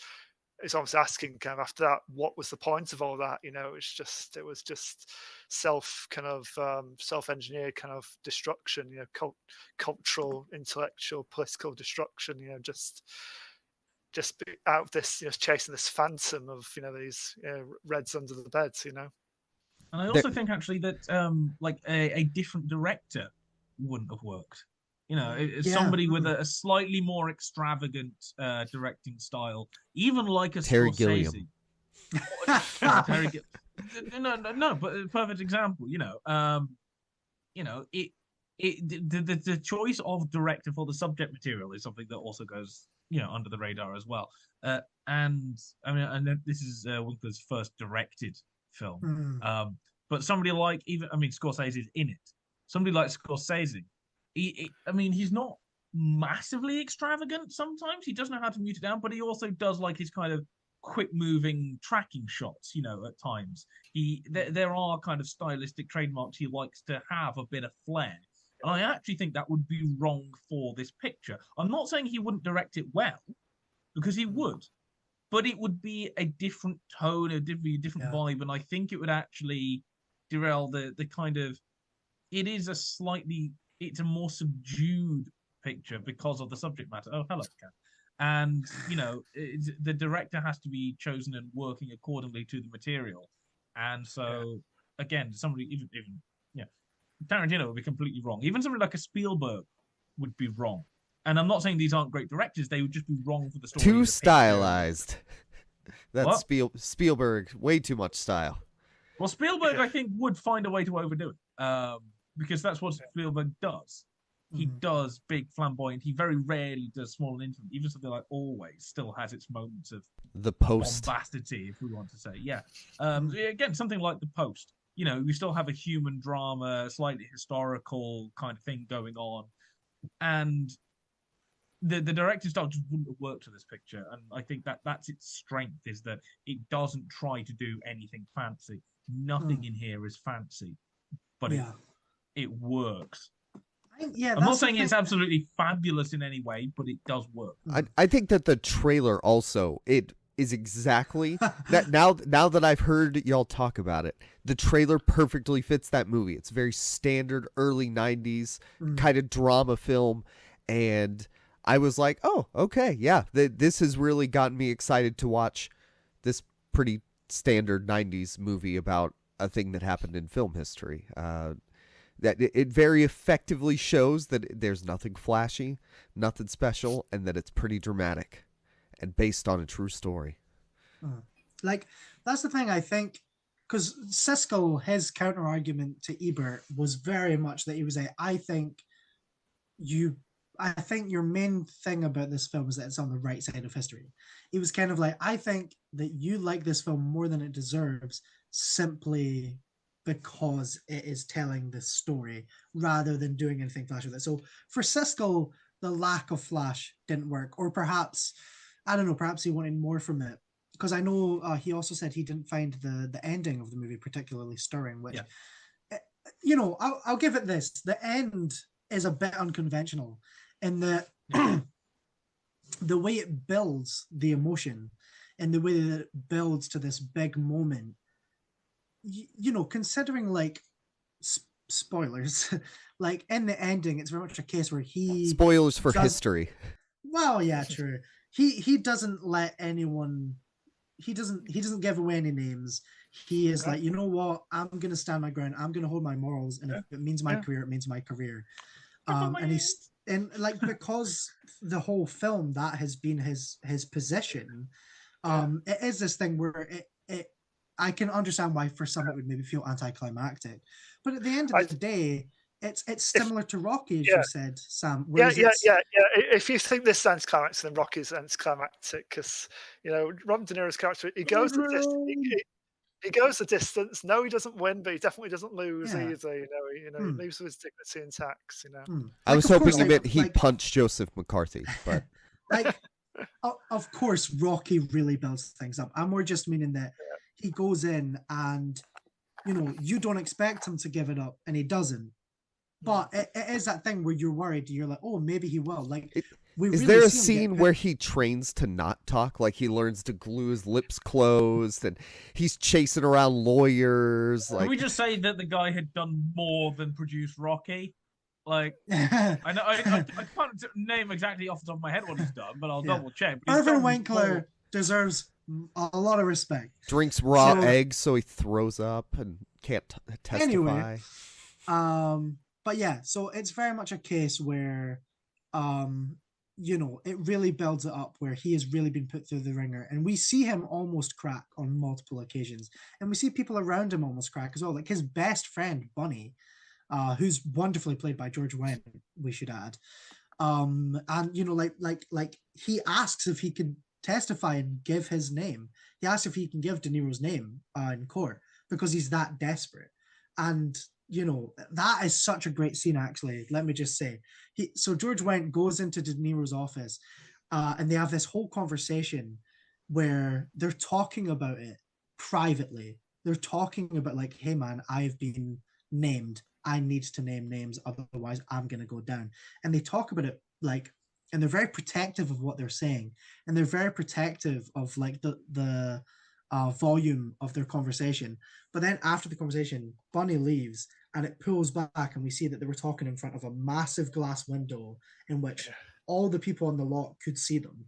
And I just think it was a really marvelous scene where, once again, it's not really flashy, but it's really small, subtle, and like even intimate ways that he shows what's going on in Hollywood, where everybody knows what's going on, but no one's speaking up, and everyone's keeping it very hush hush. It's marvelous, I think. And I think if it was being made now, you'd have, with like the books being burned, somebody would put in like a Roger Deakins silhouette in front of all the books. You know, it's a film where people will try and make these beautiful shots that are very poignant, that kind of tug at the heartstrings through their aesthetics and stuff like that. And this doesn't. And I actually think that's one of his benefits. Again, I can see Siskel going, it's just boring and formulaic, and it's like, yes, it's formula. Yes. Why use the medium of film to express meaning? Darn. Jacob, by any chance, did you not like this film? You seem very. You didn't see it. I didn't watch it. You didn't watch it, dude? Why you're poking the bear so much on this one? What's up? I told you beforehand I didn't. So is your thumb rating going to be based on the trailer alone then? Yes. And you guys talking about it. I have to say, Jacob, I found it very amusing that you didn't watch the film, and you're like, oh God, yeah. Man, why make a movie? Like, what's up with that? Oh, I meant the Roger Deakins, if they put a shadow over books being burned, heaven forbid. I'm sure there are a couple of shots where they've obviously like made an effort to think, oh, we'll make this look like classic noir here, light cast from like shades, on a face or something. There's a few shots like that, but generally speaking, it's low key, and it's kind of letting the performances and the themes kind of carry through. There's not that many shots where you look at it and go, isn't that shot pretty? Is the point I was making. A lot of films now will try and do. Anyway, we should probably get on. Maybe going back to silent film, but it's fine. We should probably finish this off and get into Jacob's actual wheelhouse. Oh my God, it's a Scorsese movie. I also didn't watch After Hours. Spoiler. Hang on. There's a Scorsese movie, and you being the Scorsese fanboy. So last week we went through all the Scorsese films me and Sam have not seen. Oh yeah. So and I think there's probably half a dozen apiece. I think at least. Many.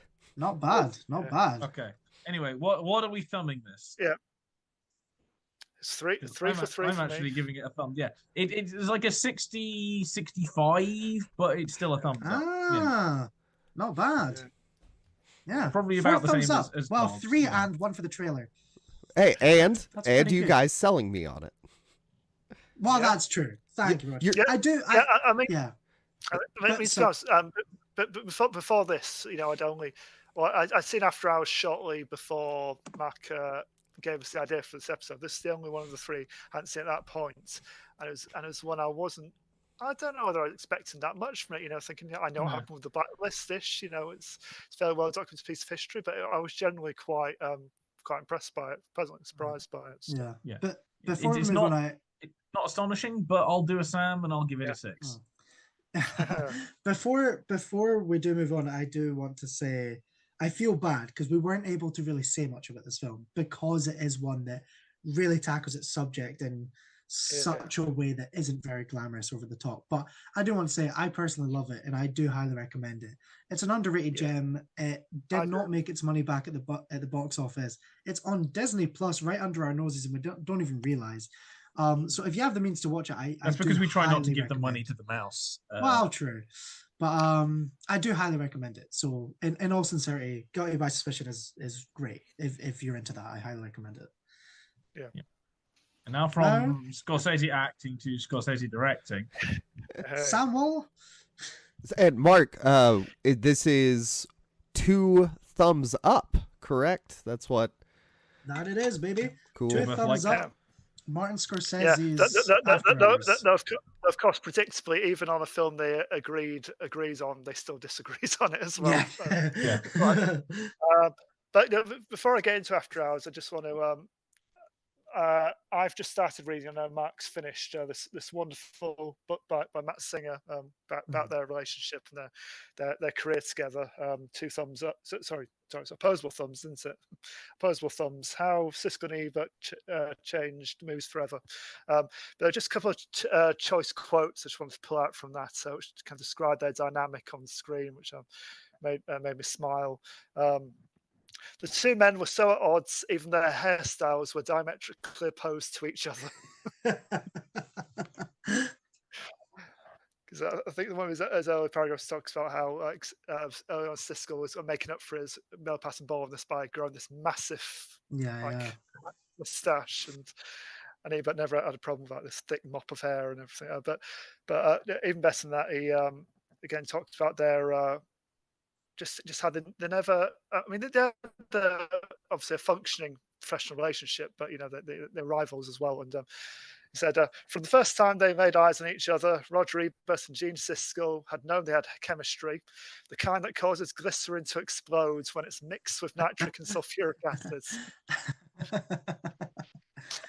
of course, that's why people tuned into them. I think it was a lot of time.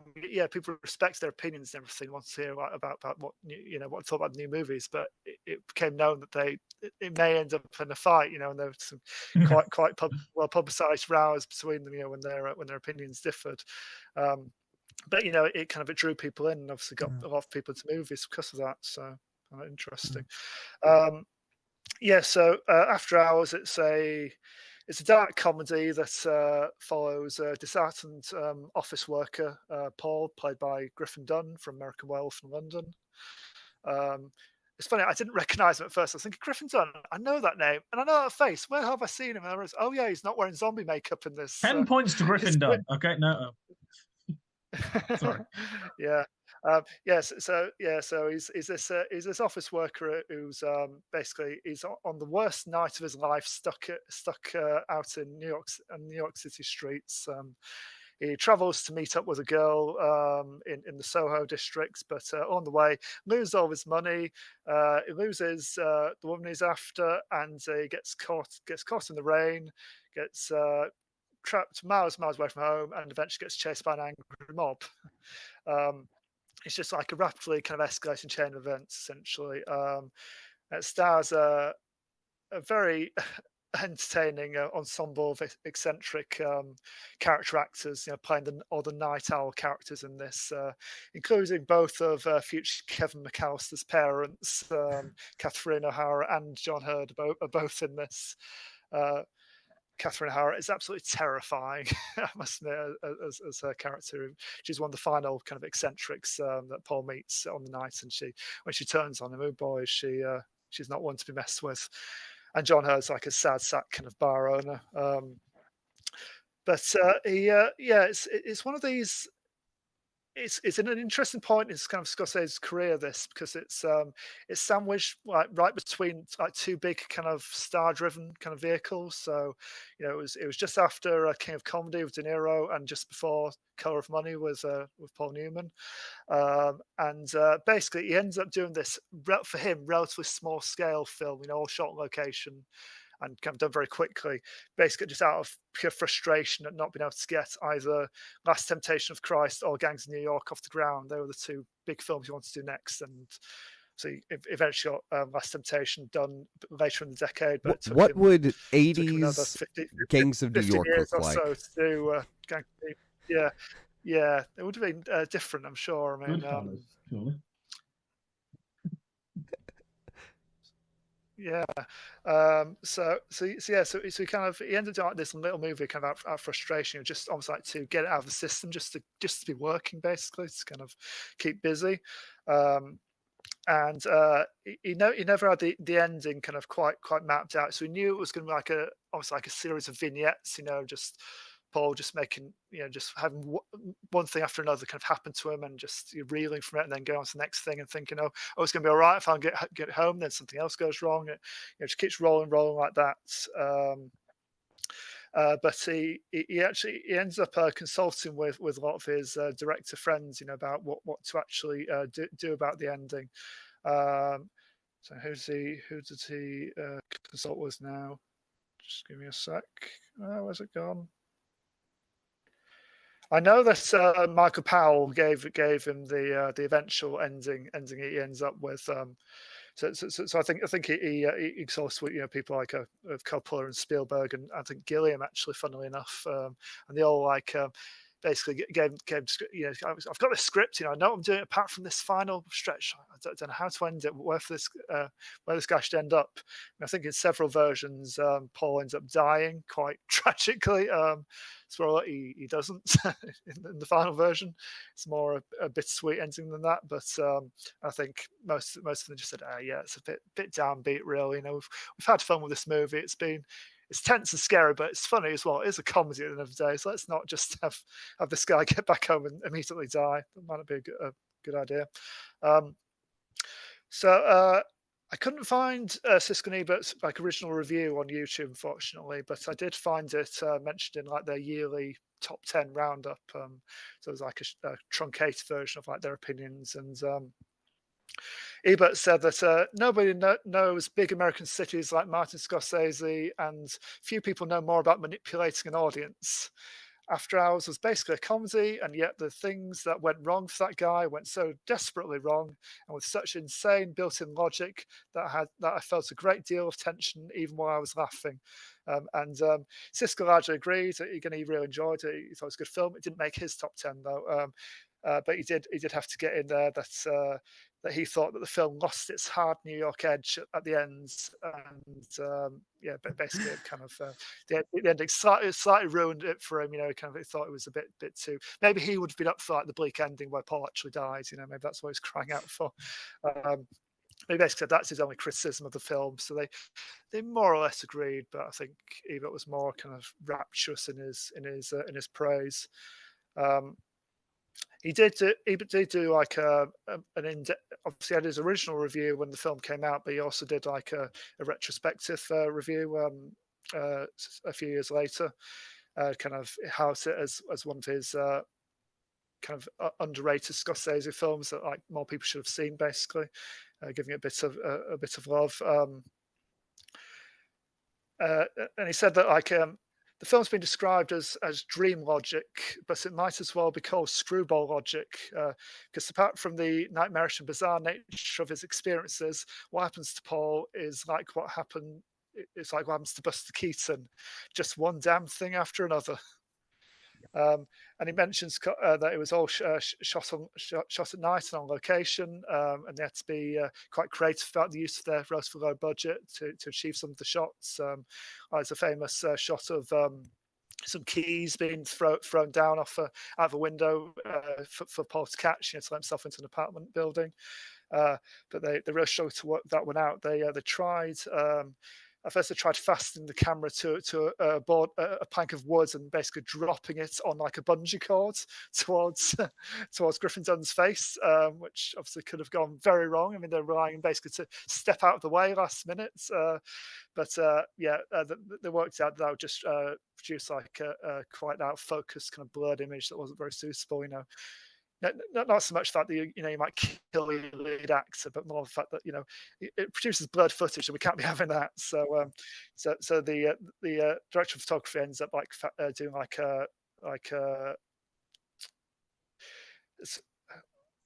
something he fashioned like a crane basically, and it was like a zoom from a crane essentially. So it was.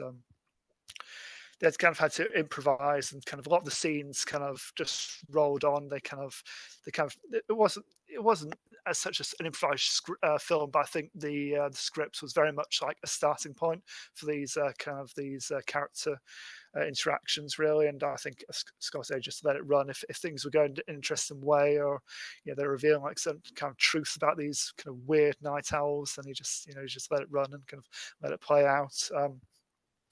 I find it a really funny film. It is very dark as well. It's kind of got quite a mischievous, kind of bleak kind of sense of humour, and there is an amount of amusement about just seeing when you think he's posed at it's like his lowest ebb, and nothing else can possibly go wrong, then they throw something else at him, and it's just just builds and builds. And I think it's one of those of Scorsese's that's not really talked about in general. I think it is one that probably deserves a bit more love. There's a very nice Criterion copy that's recently been released in the UK, which I would highly recommend, because that's got a good interview of Scorsese looking back on it and like his experience, kind of how he kind of put it all together and why he did it the way he did.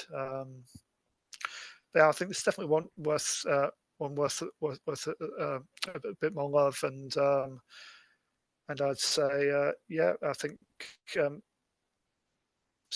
it's interesting that this is one that Siskel and Ebert did almost see eye to eye on. I mean, I think they both appreciated Scorsese in general, but as not one of his bigger releases, it was probably nice at the time that maybe they could have said like to the viewers, this is this isn't one of his big gangster films, or anything like that. It's not got De Niro and it's not got mega stars in it, but it's worth your time. It's still worth a trip to the movies for.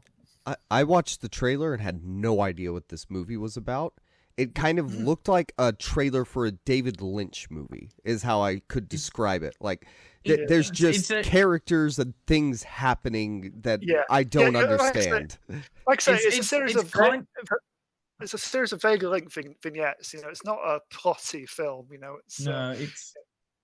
It's almost like a grounded surrealist odyssey through like New York, and there are some surrealist moments. The whole thing has no logic. There's I'm not going to say a Python-esque absurdity, because it's not quite at the kind of old school Python level, but there's definitely an influence there of just these characters aren't real people. There is no attempt to make them like real people. No. It's just it's almost like linking up like really dark humor jokes. Yeah. And then it just weaving them into kind of the main character trying to get home and stumbling from one joke into another, and eventually they all come out again.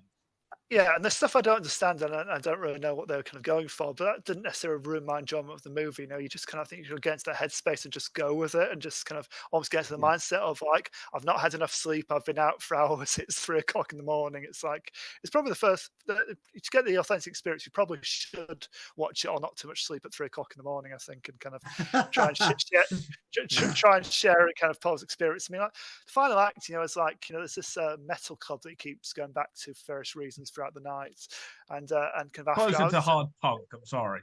Okay, all right, you purist. It's the hair. That's it. That's and it. The music. They literally play Bad Brains. Okay, but then. And like I ends up there in the basement, like this he ends up being cast, being put in like a plaster cast, like a head. I'm sure Scorsese is trying to do some kind of metaphor papier-mâché, but I'm not quite sure what it is. I love it, because this is like one of Scorsese's most underrated films, and not that many people have seen it, and we have given away the entire fucking plot. But there is none. We've given away. You know what, Kieran? There's not a like story throughout, but we have given away every single detail apparently. But I adored this film. It was quite funny, because when we decided this was the idea we were going to run with for this episode, and we settled on the film, Sam said After Hours, and I was happy and annoyed at the time, because I was like, God damn it, I was like, that Criterion is out, I can't really afford it, but like I kind of have to buy it now. And at the time we did think the episode would happen a lot earlier, which is partially on me as well, but it was one of those things I was like, God damn it. So I went ahead and bought it, and I saved it for last, specifically because I'd heard so much about this film as a film fan. Like, even since I was a teenager, I I used to do this thing every Friday. I'd buy like a new DVD from like a local charity shop, and a lot of the times it was Scorsese because I was young and I was just watching through all of his stuff. And the one I could never get my hands on, but constantly heard of it was After Hours. Yeah. It just seemed to be this thing that for the longest time was unavailable in the UK. So when that Criterion dropped, I was really happy. And finally getting to it literally a few hours ago before recording this podcast. I think someone else said it. I didn't really know what to expect. I knew it was about a guy who has like a bad night, and that was it. And I just, from literally, like, I think the opening frame, I was like absolutely hooked. I think the way that Scorsese sets up this world and sets up exactly what the character is about is absolutely masterful. Like literally just we see him typing away trying to train this new guy. His attention to this guy and the work that he's doing and the training he's getting is not very focused. The guy talks about how he doesn't want to be doing this his whole life. We see him look across the office. We see him looking at these people who practically live in the office. And just from there, right away, you know, you're like, this guy wants to escape from the monotony of his life. Like within seconds, we know exactly. And from there on, every single thing that happens throughout the night is reasonable. And it makes complete sense why he would keep doing this. And I just think it's absolutely perfect. And like, I won't lie, I didn't realize this was like a film between projects that he did. It baffles me that this is a film that he kind of did on a whim, because I think it's up there with his best. I think it's fantastic. I agree, and I do wonder. I mean, not to open up old wounds again, but I do wonder if Terry Gilliam consulting on like the script ending, whether he was considered as director for this at one point, because you can sort of almost imagine what he'd have done with it, you know, with like his obsession with bureaucracy and stuff, you know, starting off with like the office drone and then going off on like a wild kind of adventure one night, you know, there are probably more surrealist touches if Gilliam had done it, but Scorsese was also considered for Fear and Loathing. There you go. Yeah. Do you know what I would say? I don't want to open old wounds, but you know what I would say? But you're going to. Scorsese could make Fear and Loathing in Las Vegas. Terry Gilliam couldn't make After Hours. Yeah, probably. Well, it would be a very different movie if he made After Hours. It would be. He could make it, but he may as well not, because I don't think the end product would be very good. There would be some dwarves and I was going to say things. Scorsese's version of that was Wolf of Wall Street. Good point. If it feels like something on the lines of Fisher King, you know, which he did in the early 90s, you know, that's fairly low key as far as Gilliam is concerned. And again, it's like quite gritty New York set, you know, only occasional flights of fancy. True.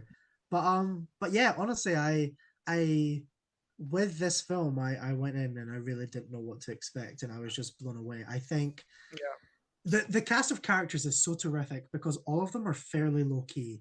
Like every single one of them you recognize almost immediately, and you're like, oh my god, like I know them, like because I've seen them in this. But like John Hurd, Catherine O'Hara, like it says a lot that Catherine O'Hara is probably the biggest name in this entire film.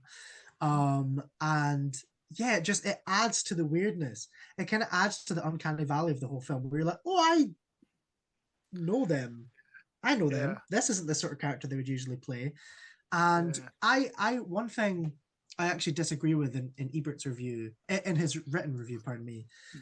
He says that it ends happily, which I disagree with. And I appreciate where he's coming from, because it's, once again, considering where it seems like the ending could go, this is relatively happy. Relatively speaking. Once again, we have discussed a lot of stuff from this film, and I do think if you are going to watch After Hours, do go in knowing as little as possible. I mean, we've talked about a lot of stuff that's happened. There is stuff we haven't mentioned as well. I know. I feel like we've given too much, to be honest. But anyway, with After Hours, but now that we have, I'm going to go into the ending. But the ending, he ends up right back where he started, at work. And he's in front of these like gorgeous gold gates, which kind of give a bit of a facade towards this like marvelous empire that he's going into. But in reality, it's a prison. And yes, it ends happily, but he's going right back to the monotony of his life. And once again, he consider how masterfully Scorsese sets that up. I think the way that he gets him back there, and the meaning we take from that, I think it's like devastating that he's back there. Like he's a changed guy, but in all the worst ways. Like he really put himself out there to make something out of his life, even if just a random little fling. And I really think this ending, like he's just going to go back to the monotony of his life and accept this dreadful, boring eternity of work for the rest of his life. And I loved it. It's so powerful. It's so like, I feel like it's not really the sort of film that you would watch and think, oh, it's beautiful. But I think considering what it's talking about, yes, it takes it in a screwball manner. But like considering the sort of things it's talking about in terms of like capitalism and like labor and stuff like that, it's really powerful. It's marvelous. It's fantastic. Yeah, I describe it as one of the saddest happy endings out there for me. I think it's again, compared to what he's been through. It's kind of, he's probably grateful for normality again, but equally, he's not escaped from his humdrum life. He's not progressed. He's not gained anything from that. It's just all back at the beginning, but. Hey, at least Catherine O'Hara didn't kill with an ice cream van. So. Like, honestly, there are moments that feel a bit kind of Invasion of the Body Snatchers-esque. Away. People like searchlights going around. It's funny because I feel like we've spoken about it a lot, and it makes me sad that there's things we won't get to discuss because obviously we only have so much time and we probably should wrap it up. But like it makes me sad because I think it's a film that is like so rich with like context, with substance, and it's just it's a film that I could talk about for hours. Frankly, I think we could have probably had an episode just about After Hours. Mark, at least you're not like Siskel and Ebert, where you didn't have like a minute and a half to 2 minutes to get all of your thoughts in. Hey, man, we've come so far. That's privilege for you, baby. The privilege of unpaid film criticism. Oh yeah, baby.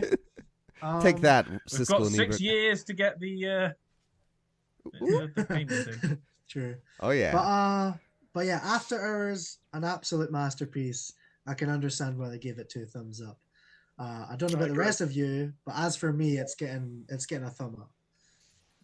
Mine is based off the. Still on the. Dude, I mean, right, dude. We're doing a Siskel and Ebert episode. There's no middle thumb. It's up or down. Why don't you understand that? I don't care. I'm going for Ebert's 2 stars out of 4. Did you purely from that? I'll have to go for the up. Good. Yeah. But you're angling it to the side. Choice of that or that. It's a film that I watched and I got the kind of surrealism of it, but at the same time, I don't know whether it was just me or the time it was, where a lot of it just washed over, and I'm just going to remember it as just kind of a movie where stuff happened. I cannot believe this. Hey, Mark, it's your criticism of Fear and Loathing in Las Vegas come back to bite you. Mwahaha. This is... Hey, man, I can take it. I can dish out. To be honest, this is a kind of like less drug trippy version of Fear and Loathing in Las Vegas. In the kind of a character starts off, loads of random stuff happens, and it ends. Yeah, but this is a character we actually care about, and we actually like to follow, and the pacing's fantastic, and it's fucking hilarious. Drugs are bad. At the same time, I'm just there like, okay. And I don't know, maybe it's because I've written stuff in the past where it's kind of like a surrealist Odyssey kind of thing, where, in terms of like the vignettes, like they're just kind of like surrealist moments that try and affect it, and it's not like part of a massive plot.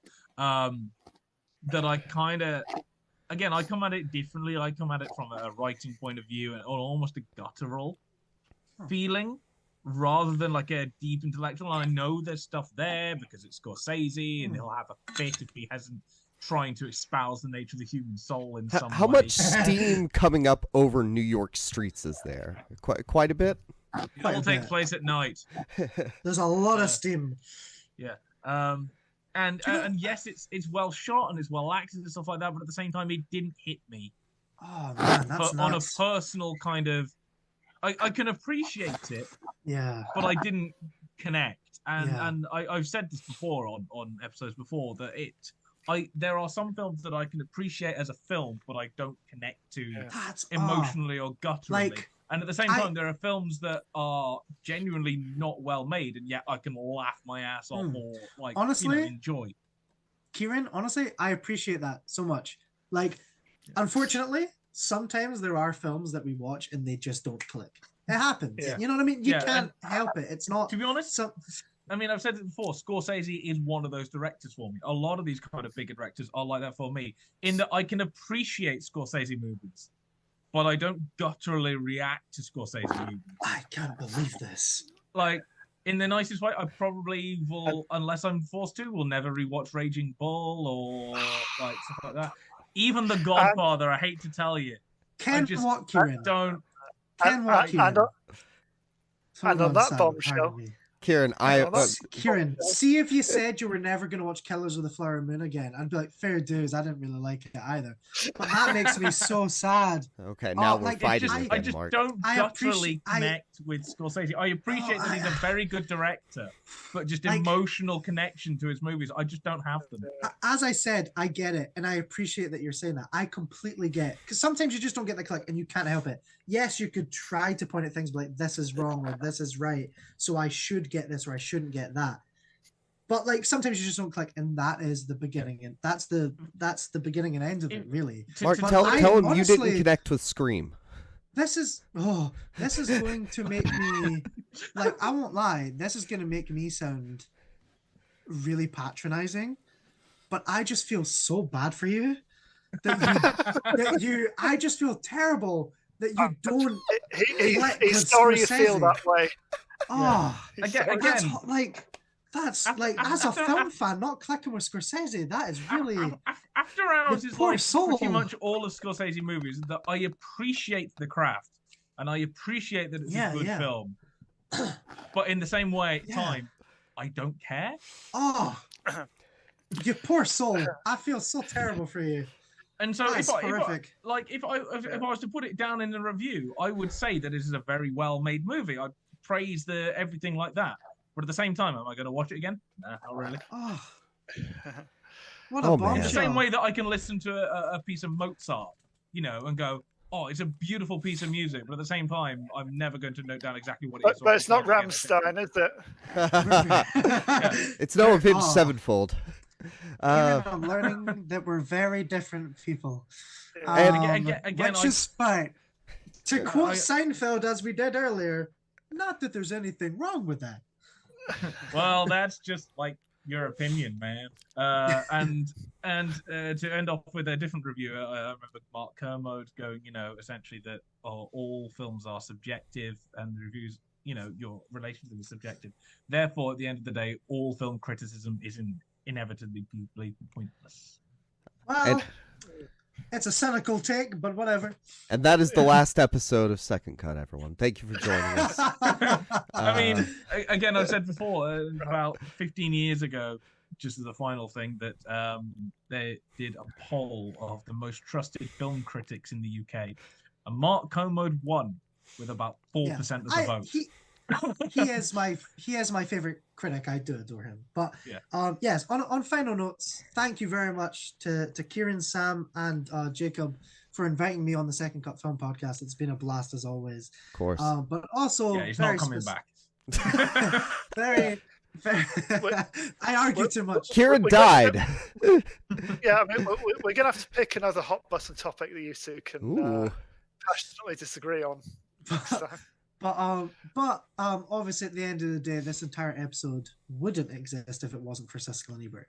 So I do want to pay a little tribute to them. As I said, I'm not even entirely sure if I would be a film critic if it wasn't for Gene Siskel and Roger Ebert. The way that they have shaped film criticism is insanely special to me and to many others. I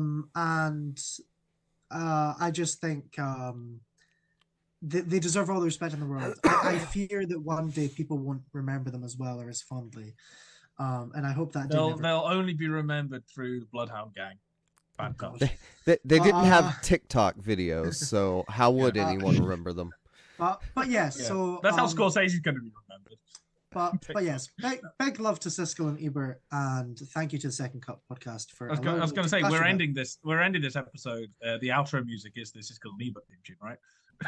That'd be No, great. because I don't want to get sued. Yeah, well, Mark, thank you for coming on and for like bringing so much to it. It's saving me from having to talk. I always love that.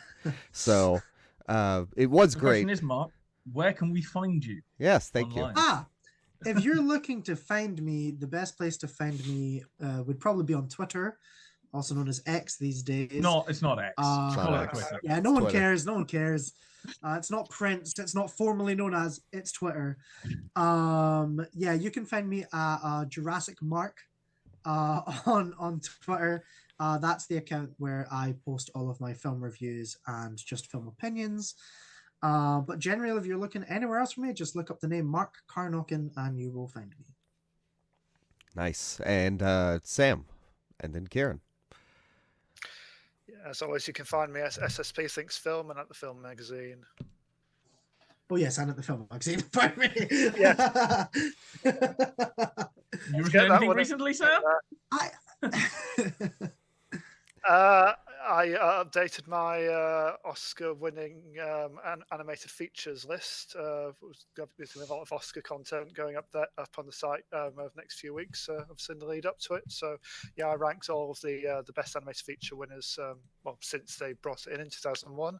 So I've just added Guillermo del Toro's Pinocchio to that to bring it up to date as of last year. Yeah, we're obviously hoping that the Boy and the Heron wins, right? I haven't seen it, and I'm hoping that the Boy and the Heron wins. I also haven't seen it, but I'll hope for you. I mean, Spider-Verse, Across Spider-Verse was my film of the year, but I'm still hoping Boy and Heron wins Best Animated Feature because Spider-Verse already got a win for the first one, so give me a Zack another go. Kieran? Yeah, and hopefully you don't find me anywhere, but I'm K Judgmental across the various places, including TFM and bits. And the most recent bits I have up, I'm not sure if it was out when I did the last episode, but I've got one with the collaborations of Cary Grant and Alfred Hitchcock, and then I've got a 10 best moments from Blade Runner, because, oh my god, I'm discussing Blade Runner, who would have thought? And then we'll have some bits and pieces coming up in the future. Yeah, and you can find me at Jacob Film Guy, the film magazine, of course. And I don't know, I'm writing Scorsese stuff right now because Killers of Flower Moon is up for Oscars. So that's what's happening there. And you can also find us at Second Cut Podcast. Second Cut Pod, I think, is our social media stuff. Go buy the merch. Yeah, go to our Redbubble store hoodie, down in the 'cause obviously it's description. Melia. New merch. I've got a new phone case now. That says Kurosawa in kanji. And I've got a new okay. hoodie with Melier. Yeah, so go buy stuff there, or you can still just give us money. It's not as much of it going to WordPress anymore or whatever, now that we are funded for 6 full years. Thank you so much to everyone who did that. You rock. Support independent film journalism. We like what we do, even if it is ultimately pointless what isn't. So that's it. Thank you for listening, and goodbye. Adios. Goodbye. Bye.